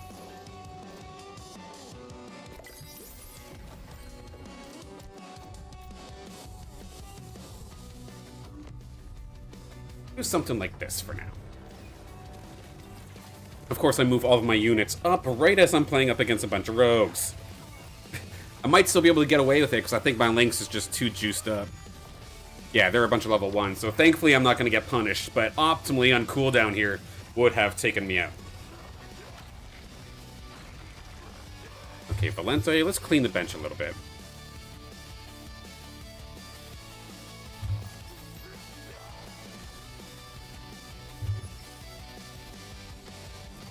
Okay, gonna turn you into a Scion. We've got the 2 Scions now.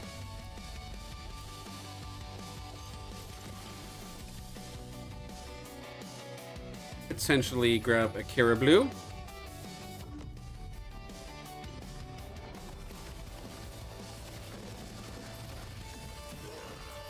The way you say Kirito almost makes it sound like I'm talking about something on a dark web website. Hopefully I didn't strike a nerve.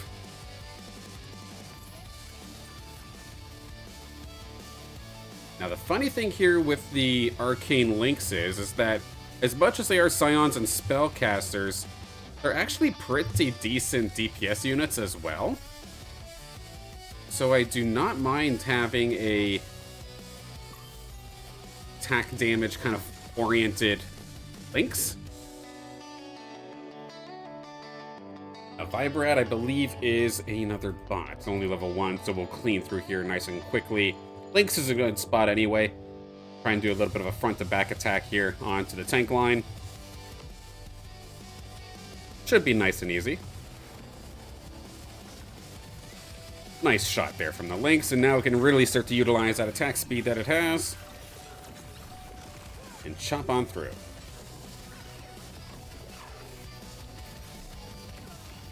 That'll do nicely.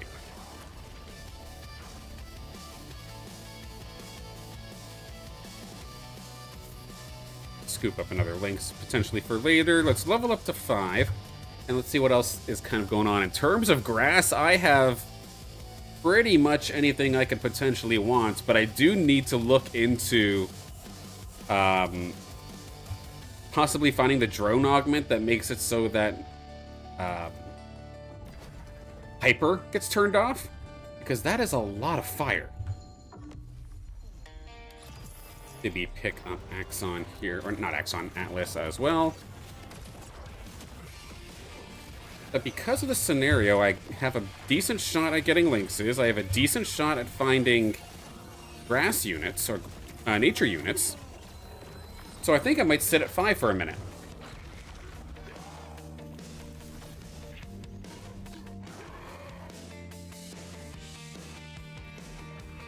Okay, there we go, a couple more. There's Archie that was missing. We will pick up our Lynx. Hello, beautiful. My wife yells hi from across the door again.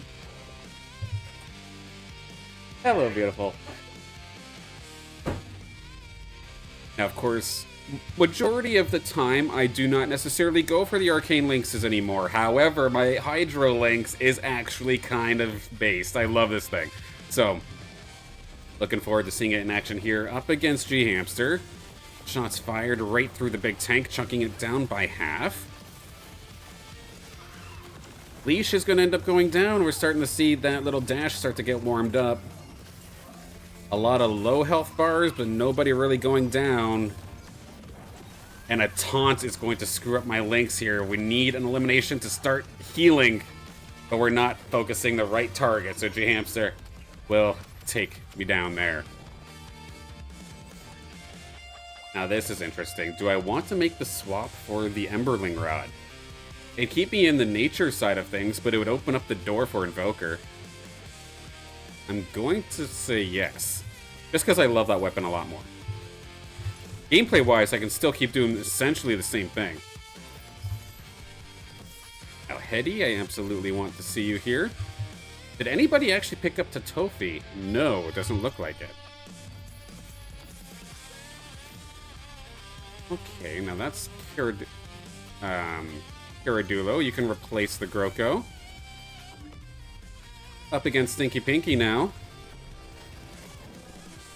There's Totofi. And we'll just sit here at max. A little bit of a greedy way to play, I'm not going to lie. But the thing is since of this lobby, I believe, other than G-Hamster and Stinky Pinky, I think I could essentially beat everybody else here right now, even with a lower level. So it's actually not terrible for me to kind of greed out a little bit on some of these. If I had a full lobby of killers, though, I would not want to be doing this. Okay, so we do have Archos now. Caradulo, let's turn you into a nature unit. Part of me would love to get the leash here as well. I need something water. Water invokers. Now we've got Toxic online. Optimally, I need to get my Atlas out there, but it's not quite an Axon yet, so I don't have Harbinger available. Scoop goes up. Legendary Augment. Okay, and we get Zenith Bloom, where we gain the starting energy. We're going Scion. I think that thing's absolutely legendary.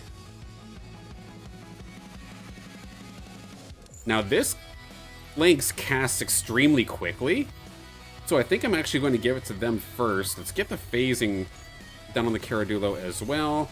Just throw some additional attack damage onto you. No, let's actually throw it on the Recycler. And now we do actually have Harbinger. Toxic Harbinger is now online. Where are the rest of my green units at? As well as Tatofi. Not finding that dang... excuse me. That dang Fleesh is really annoying me here. I do not want to be sitting here for this long hoping for that Exalted Fleesh. Gonna slowly start taking away, and we're gonna just have to get rid of the Exalted Fleesh idea. We're right there with the Caradulox.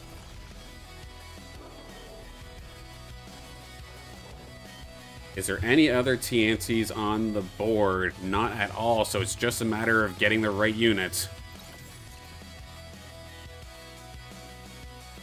Oh, boy. Very annoying. Finding stuff that I want, but I have no bench space.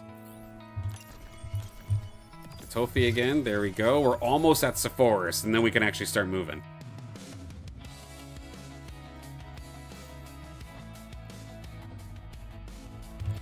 I think I genuinely do have to go up to level 6 now. Not that I necessarily want to, but I'm running out of space here. Oh, I just trapped my Axon. Shoot. I mean, I think I'm still fine with this fight.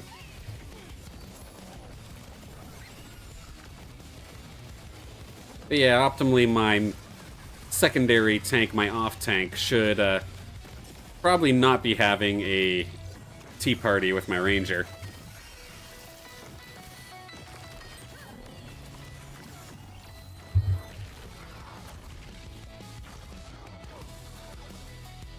Alright, we're right around the corner here. The composite. I need to save that. I can't use it right now. Where is the final... Either Caribou, there's Caribou, into Caradulox, there we go, that's huge. Where... Oh, I'll take that. I'll take the Twine.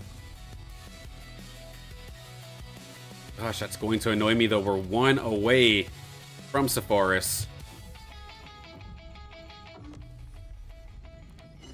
Lost my maximum interest as of this moment. Nice little shot there from the Lynx right off the rip, though. Completely tearing through that left side. Looking good so far. How are G-Hamster and Pinky doing? I mean, they're only level 7, so it's not like they've been power leveling either. Have they just been fighting each other for units? One's going all air, one's going pretty much all air, but kind of transitioning to rogue. Interesting. We do finally find Sephoris. There we go. That is a nice little pickup there. Means we can get Invoker online. Let's link up with the Link so we keep our Toxic. Toxic Invoker is going to be the game plan here. And now that Invoker is ready, do I get a chip for it? Damn right we do. All right, sweet. Let's now make the Lynx an Invoker as well. Give the Shield Breaker over to my Sephoris. Finally let my Axon get into the damn fight. And then snag this Alfie here as well, because that'll be the next Invoker that we can add to the team. It's way easier to get compared to a Squiz, so I will gladly pick that up.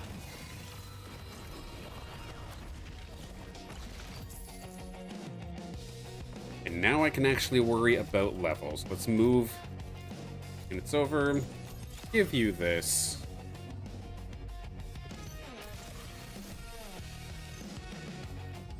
Yeah, no, I actually kind of like this setup here. Do something like that. We will level. We'll get another bulwark on in just a moment's time. My Alfie's going to hold the fort for now. But I'll switch them out here with Hetty. Hopefully a Crunk in just a moment. Energy crate. Let's get the engine. I mean, the legendary kind of was the engine already. In a worst case scenario, maybe I re-roll that. But for now, I think I'm okay. Energy cost reduction to get more Invoker procs. Yes, please. Do we get ourselves another one? The Omega Power every couple seconds or a shield? Just keep stacking Omega Power. Can I throw that onto the Lynx? Potentially that could work. Unless I just make the Lynx an engine for the Sepphoris. Potentially one way of doing it. Is anybody diving me here? Not really, it's just the Revo. Let's see, 36 compared to... Yeah, okay, let's get you out here. Just do something like this. Now, I have the suit where I have damage reduction, right? Yeah, I gotta place that Ranger in a much better position. Because right now the only thing getting buffed is my Sepphoris, which isn't bad by any means, but I could definitely position it better so that more of my units are being covered up by that. Lynx is eventually going to go down. Of course, with this Sepphoris, though, I've built this thing to almost be a survival monster. With that Restorating Impact Reactor, getting health off of every hit, so we are finally going to be able to take a round here off of Stinky Pinky. Took a little bit, but we're coming in for the late game. And adding on this Bulwark module, or this imprint, is going to now allow me to get the 5 Bulwark without actually needing 5 Bulwarks. I've got plenty of credits, so we'll level up. And then, in theory... slide our squad over a little bit. If I can somehow get my Ranger to squeeze right in there. Then add Alfie to the mix here as well. So everybody's getting damage reduction. Crunk is not going to move very far. Maybe give that to you. Extra credit going into the level. Because now I've essentially got what I want in regards to my early tiers. I just need my late game to shape up a little bit. Big burst damage coming out here from the squad so far. That ramp fight didn't even get the chance to do anything. Squad is looking good. There we go.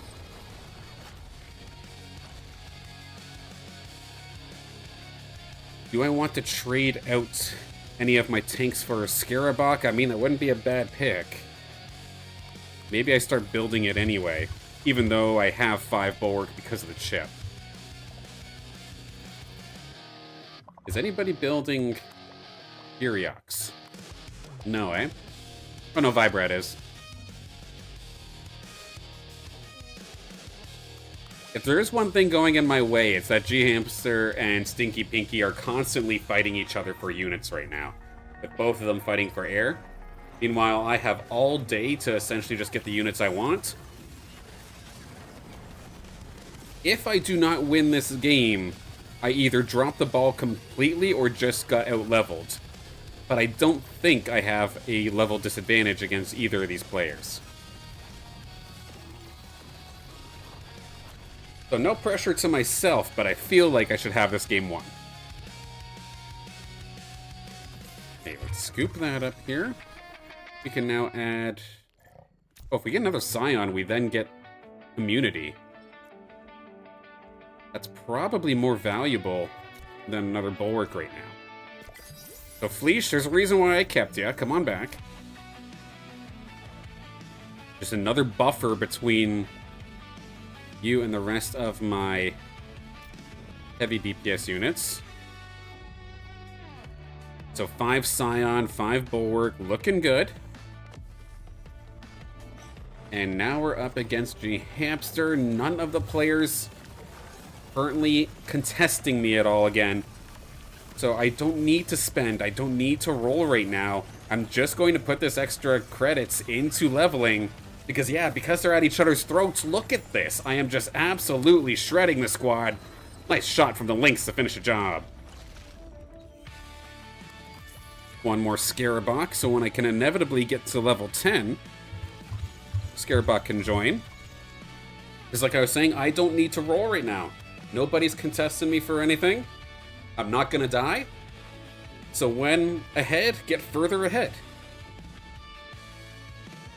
It's a motto that I learned from, I think, Tasteless and Artosis way back in StarCraft. When ahead, get further ahead. But I realize there is a little bit of a caveat that I have to do with auto-battlers, at least. Make it, when you're ahead, get more ahead unless you can kill them right now. That's the only thing that I'd really change about that. Yeah, kind of like the healing over time, and then even just giving that maybe to Caradulo. What kind of augment we got? Fusion? Do this for additional burst off the rip. Give you the engine. Lots of engines here today. Extra credit going into level. Next round, we will get to level 10 and get Scarabok in there. Optimally, I need to make a small adjustment in regards to my Krunks augment. The one where you're getting healing or max health healing should go to the unit that probably has the most amount of health. Of course, the immunity is making things so nice, and it does not matter if they're air, because air and dodging, I don't think it necessarily translates to spells. And we've been able to absolutely clean house. Now looking to maybe finalize this killing blow up against G-Hamster. We do have Scarabok now online since we are level 10. Let's make a swap here. Actually, no, that's the one... You know, ultimately I should just be doing that, right? How much is it? It's 3% max health. I mean, that's kind of significant. Let's do something like this. Scarabok over here. And now that we're level 10, I'm just going to sit here and slow roll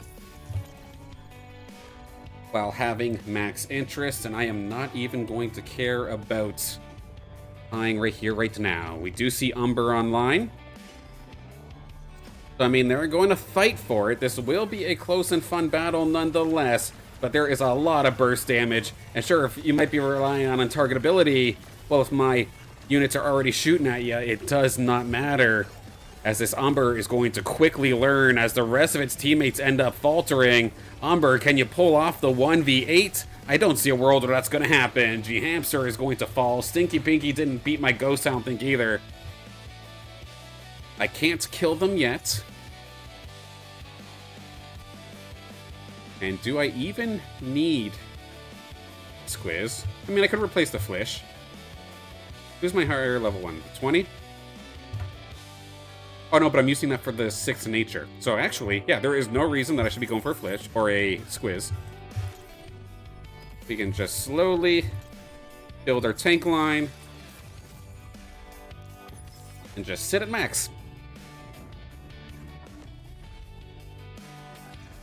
Cruise control here with the Bulwark Scion Invoker squad.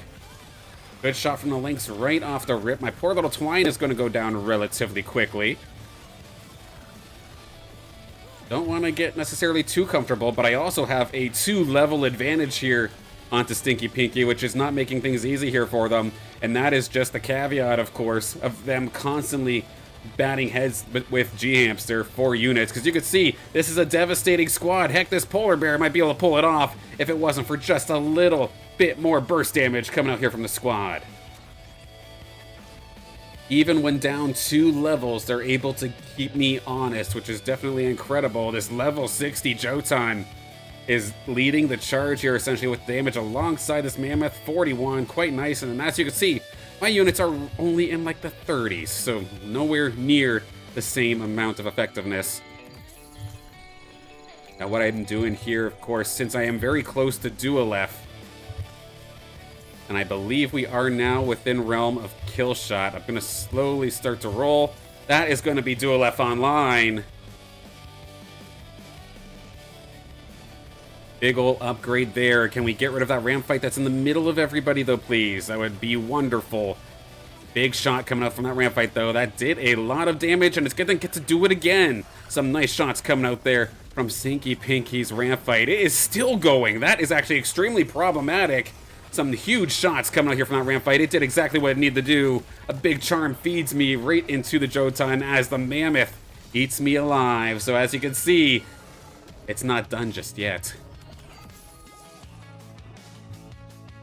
Okay, I have the plan in mind.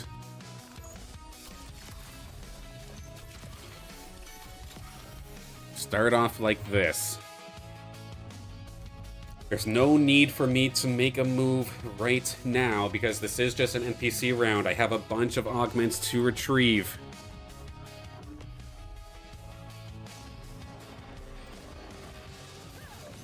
To those that have been around here for a while, I mean, you might know my Scion team by now. I feel like you might know what's coming.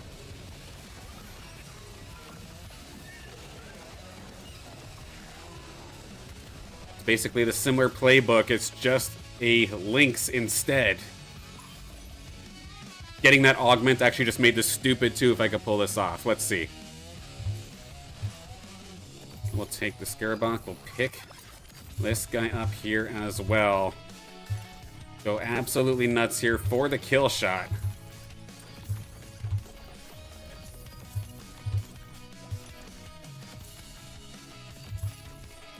There's the Titanor. There's the Umber. Axon, thank you for your service. But I think we are good now. Umber, get into the fray. That is now Steam online here to boost up Dual F. And now that Blasonite over in the top corner isn't so safe anymore. We still do have to deal with this damn ram fight, though. It is doing a fantastic job, but I do have a tankier front line now, too, thanks to Titanor being there. Good shot there from the Ranger, actually, to take out the Jotun. And voila, that is exactly how we do it here. The finishing blow, the kill shot with the Umber. The trigger Steam. And truly round out the composition. Shoutouts to that Greater Nature Fleesh. Leveling up 3 times on that game alone. Was in for quite a while. Heck, even Goyle got a ton of levels here as, or not levels, but a ton of experience. Same thing with Chrono, the Axon. Thousands of experience here in this one. Love to see it. GG's, everybody. Great game. Thank you, guys. Thank you. Honestly, that probably... Once the Titanor was found, I think it was pretty good. As I quickly panicked to not get demonetized. Or not demonetized, but canceled. My music switches on me. As much as I love me some Silverstein, I also don't want to get copyright claimed. Once again, my loop button failing me. Slight panic in here, but there we go. Now, of course, I tend to go to about noon my time, which means I do not have enough time for another game, so... You know what? Second stream in a row? Let's do an Illuvium 0 cooldown. Let's get situated.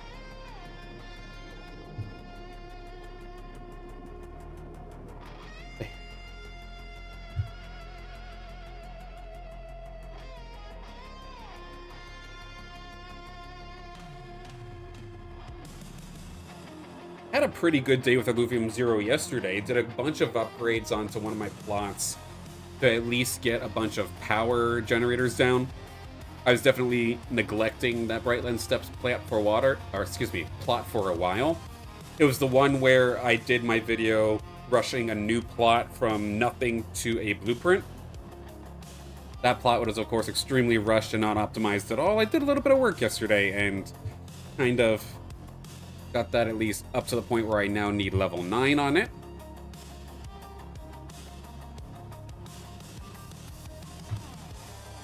But let's start from the top. That plot I'm talking about was one of my later ones. I've got all of my converters here, or at least my carbon converters, all now level 7.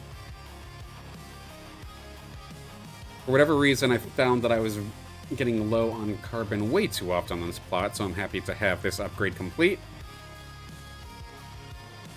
I'm maxed out on fuel on this slot, so let's convert some of this. Especially since we have passives working right now.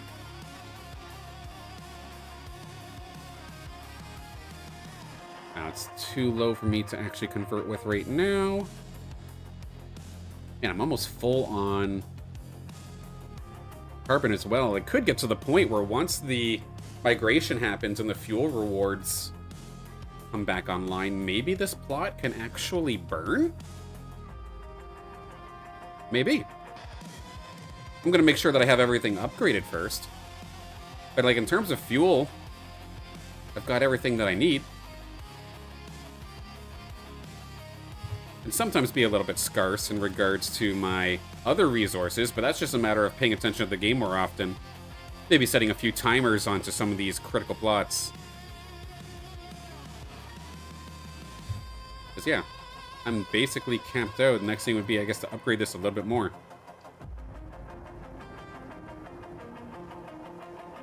Definitely check out Illuvium rank. Have to look at it with caution, though.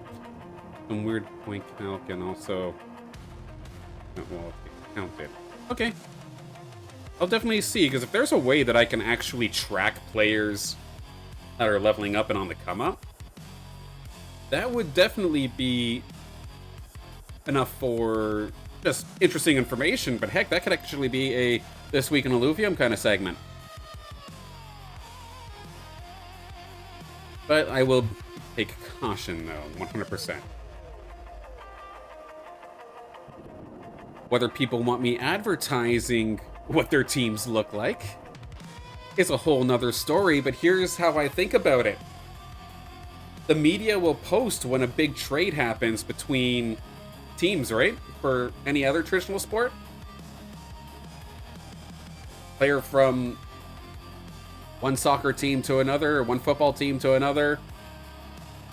I see the Illuvials no different, because again, I don't see them as just a digital serial number, right?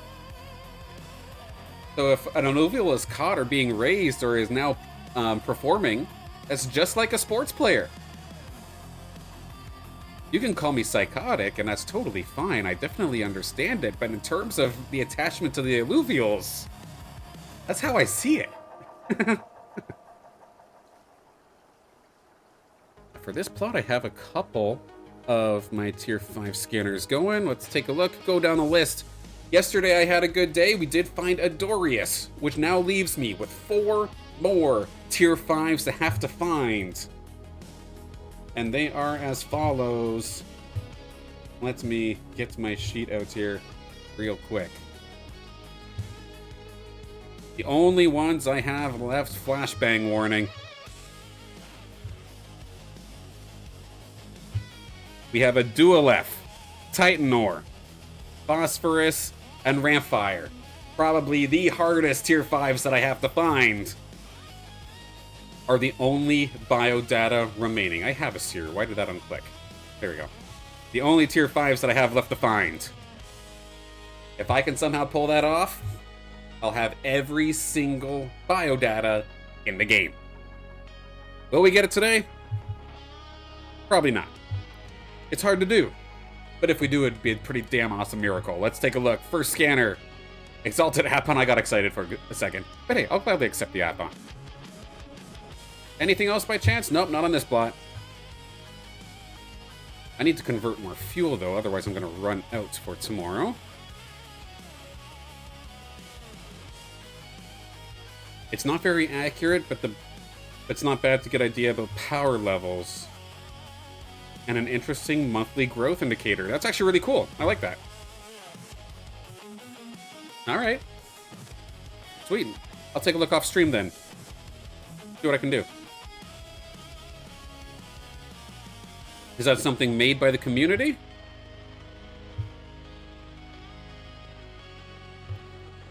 Now for this plot, I am one more converter away from being maxed out. Or having all of my converters max level, rather. Scoop up the resources necessary. I do need one more scanner here as well. Number 4 here on this plot is being currently worked on. And because I know I need basically everything, I can just do this. Speed up the process a little bit. There we go. Now we have some tier 5s. We got 3 chances to scoop something up. Can we find anything? Not this time. Do have Shard Bluff. My last one with tier 5 scanners, and I see I got a bunch of passive fuel available for me now. I'll gladly accept all that. And I'm pretty much maxed out on my other resources here. This plot for my tier 1s is probably my most self-sufficient. Just a little bit behind on scans. I have 5 scanners going, but some of them are tier 4. So let's see what we do end up scooping up, if anything. Nada. Nothing here today. That's okay. The biodata's playing a little hard to get here today, but not every day can be a banger.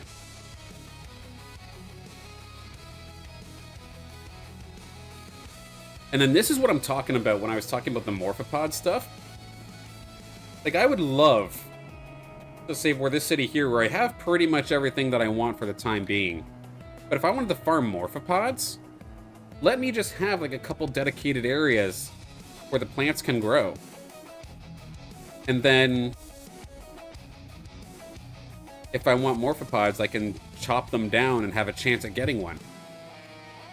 It doesn't have to be a guaranteed thing. You can make it a chance, but it would even allow me to try and plan out my city a little bit better, because optimally, if I were to use this thing here, right, the podarium, this is what increases your chances of plants coming out to begin with.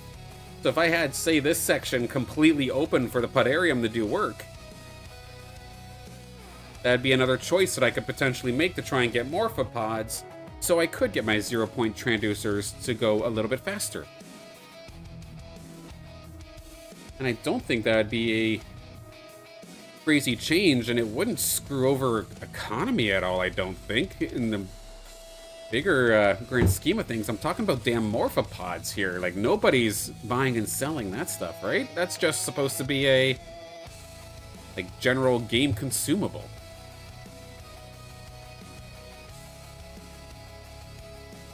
Okay, this one's good for now. Now this Taiga Boreal plot, I believe all of these are tier 3, but this plot is now just going to try and help me make some combos, some suit and skin combos, or suit and drone combos when the time comes. We'll have to take a little bit of a break, but I'm at least trying to build up my biodata onto this plot now. Can we find anything to help speed the process up? Not today, we won't. Very hard to get here today, apparently.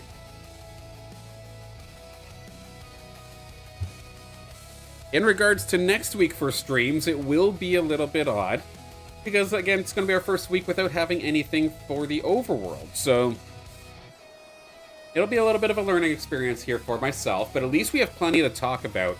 Monday's stream for me, because all of the town halls happen at 11 p.m. my time, so I'd be waking up and watching it, so it'll be kind of fresh in my mind for Monday when we do end up going on for stream. And we can talk about it while maybe doing some arena or something. Or maybe I'll have a fun activity of sorts, like how I did my tier list there, the way too early tier list with the Risk to Earn game. I do have a couple of ideas in mind for additional, not just tier lists, but additional bonus content like that. Maybe we can do as well.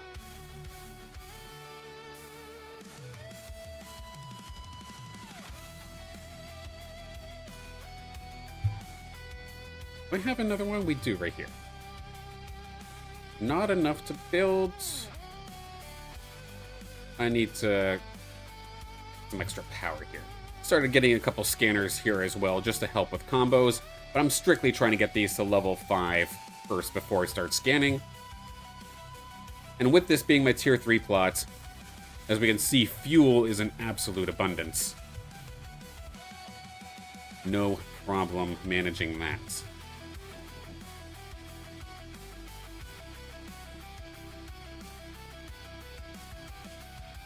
Yeah, I figure we'll probably do a little bit of a recap of the town halls, then do some arena or something along those lines for most of our streams next week. I still got to 100% confirm as to what I want to do, but I still have ideas. Just because Overworld goes down does not mean I'm stopping.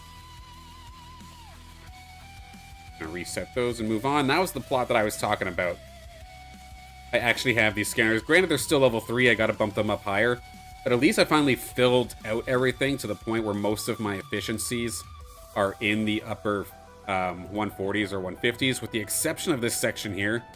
I do need this Nexus to get leveled up first before I get there. So I just need to start slowly but surely again, accumulating Hyperion, and we'll get that upgrade underway sometime soon, because the other resources aren't a problem anymore.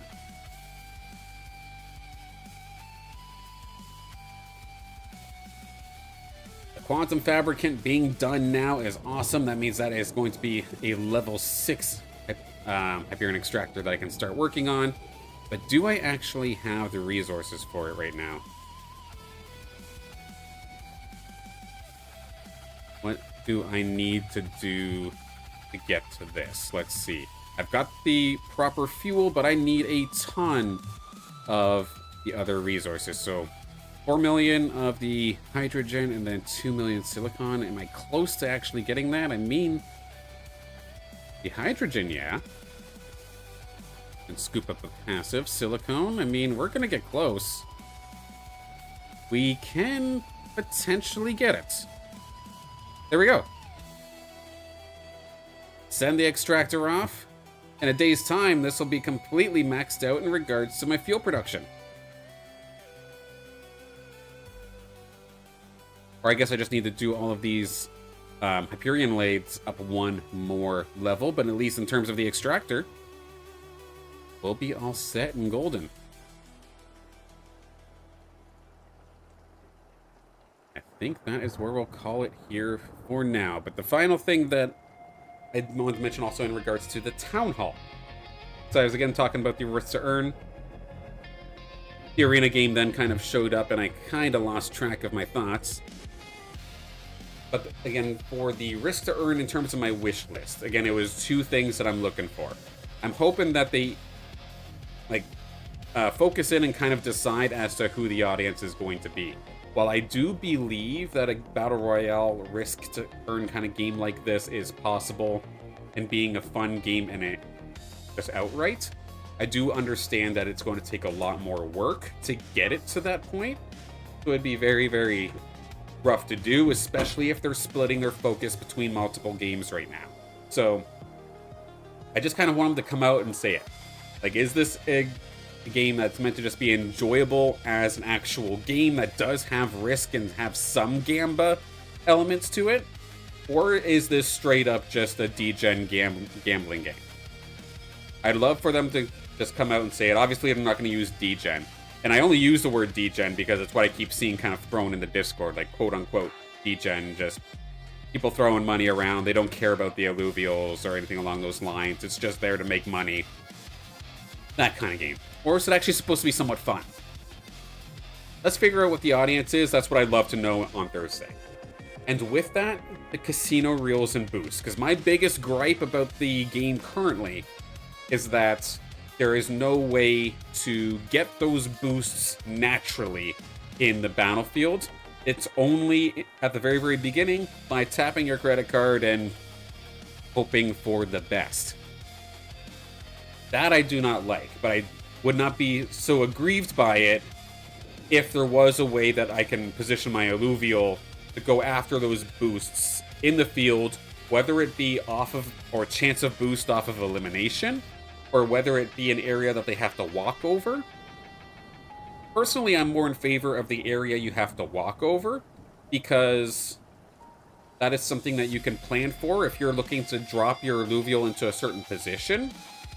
If there is a cornucopia of sorts, like in Hunger Games, where, yeah, all the best weapons are in this area right off the start. But if you go there, it's going to be a bloodbath.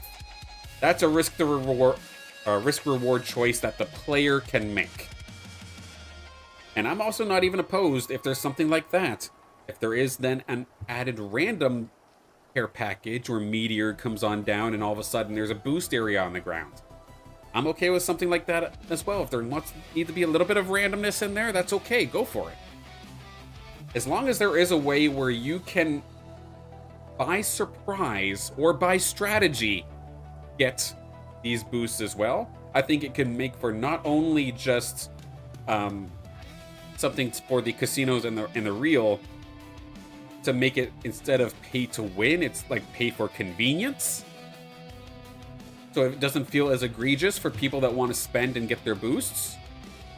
But also, that's exciting, that's fun, and that's, if you're looking for your dopamine hit, you're looking for your flashy lights for your slot machine, well, I mean, there you go. That's your bells and whistles and the shiny lights. So I personally hope that it's not, like, boosts are not just attached to purchases. As much as I understand that the purchases from the reels, like a percentage of it goes to the prize pool for that game, that's great, but it doesn't make it fun. It doesn't make it a good game, and that's what I'm talking about in regards to just gambling, or is it actually a game? If it's actually a game, I hope they kind of take my my idea with a grain of salt, of course, as they can adjust it accordingly. But if they're strictly going for gambling, then, I mean, it is what it is. And I'll have to be very, very careful about how I talk about the game. But those are the main two things that I'm looking for with the risk to earn. I'm not necessarily looking for a date on that game, per se, yet either, because that's another one of those things that I don't want them to just rush out. There's a lot of people who are kind of egging on the devs, it sounds like, to get this game out now. Like, I want to play and whatnot, but it still needs to be good. I don't want Illuvium to just keep falling into a trap where people get, like, in their face about it and whine and whine and whine and whine, and then Illuvium caves and sends something out that isn't any good. Even the risk to earn game, even this, if this ends up just being a alluvial casino, even if it just ends up being that, where the gameplay is not at all focused on in the slightest, I still want it to come out and be good. I don't want it out just for the sake of being out. So that's kind of my thoughts on it, and I hope they take that into the MMO as well. Take as much time as necessary. Make sure when you release it, it's good. I get that we have the runway timer, but that's still a year. Let's get it and get it right. That's my thoughts on it. But at the end of the day, thank you everybody for tuning on in. I hope you had a fantastic time. Of course, the idea or the plan here for me personally is to still be doing these streams Monday, Wednesday, Friday at 10 a.m. Eastern. Of course, if my job changes or something along those lines to where I need to make adjustments, I will have to change the schedule accordingly. But we'll make it happen nonetheless. At the end of the day, I don't care about your crypto bags or the worth of your collections. I'm just personally here because I want to see a new creature collector, and I want to see this entire universe of games absolutely flourish because I'm having a lot of fun with it. And as long as I'm still having fun with it, I'll keep on going. And if all of a sudden things go to hell, I'll be honest with you about it. I will not hide that in the slightest. So if you happen to be on the YouTube side of things, it'd be a sub. If it happens to be Twitch or X, if you would like to follow, again, I do this all the time. Would love to hang out once again and have a fantastic time. Still working on the rest of the schedule for next week, but I'll figure it out. There'll be lots to talk about, of course, because we do have the Town Hall week. So we'll be talking about that. Maybe playing some Arena, but we'll figure it out. You'll see the announcement on my X account and here as a YouTube post when the time comes. Yes, Spoon and everybody, of course, enjoy your evening and Enjoy the rest of your day. I look forward to seeing you all on Monday.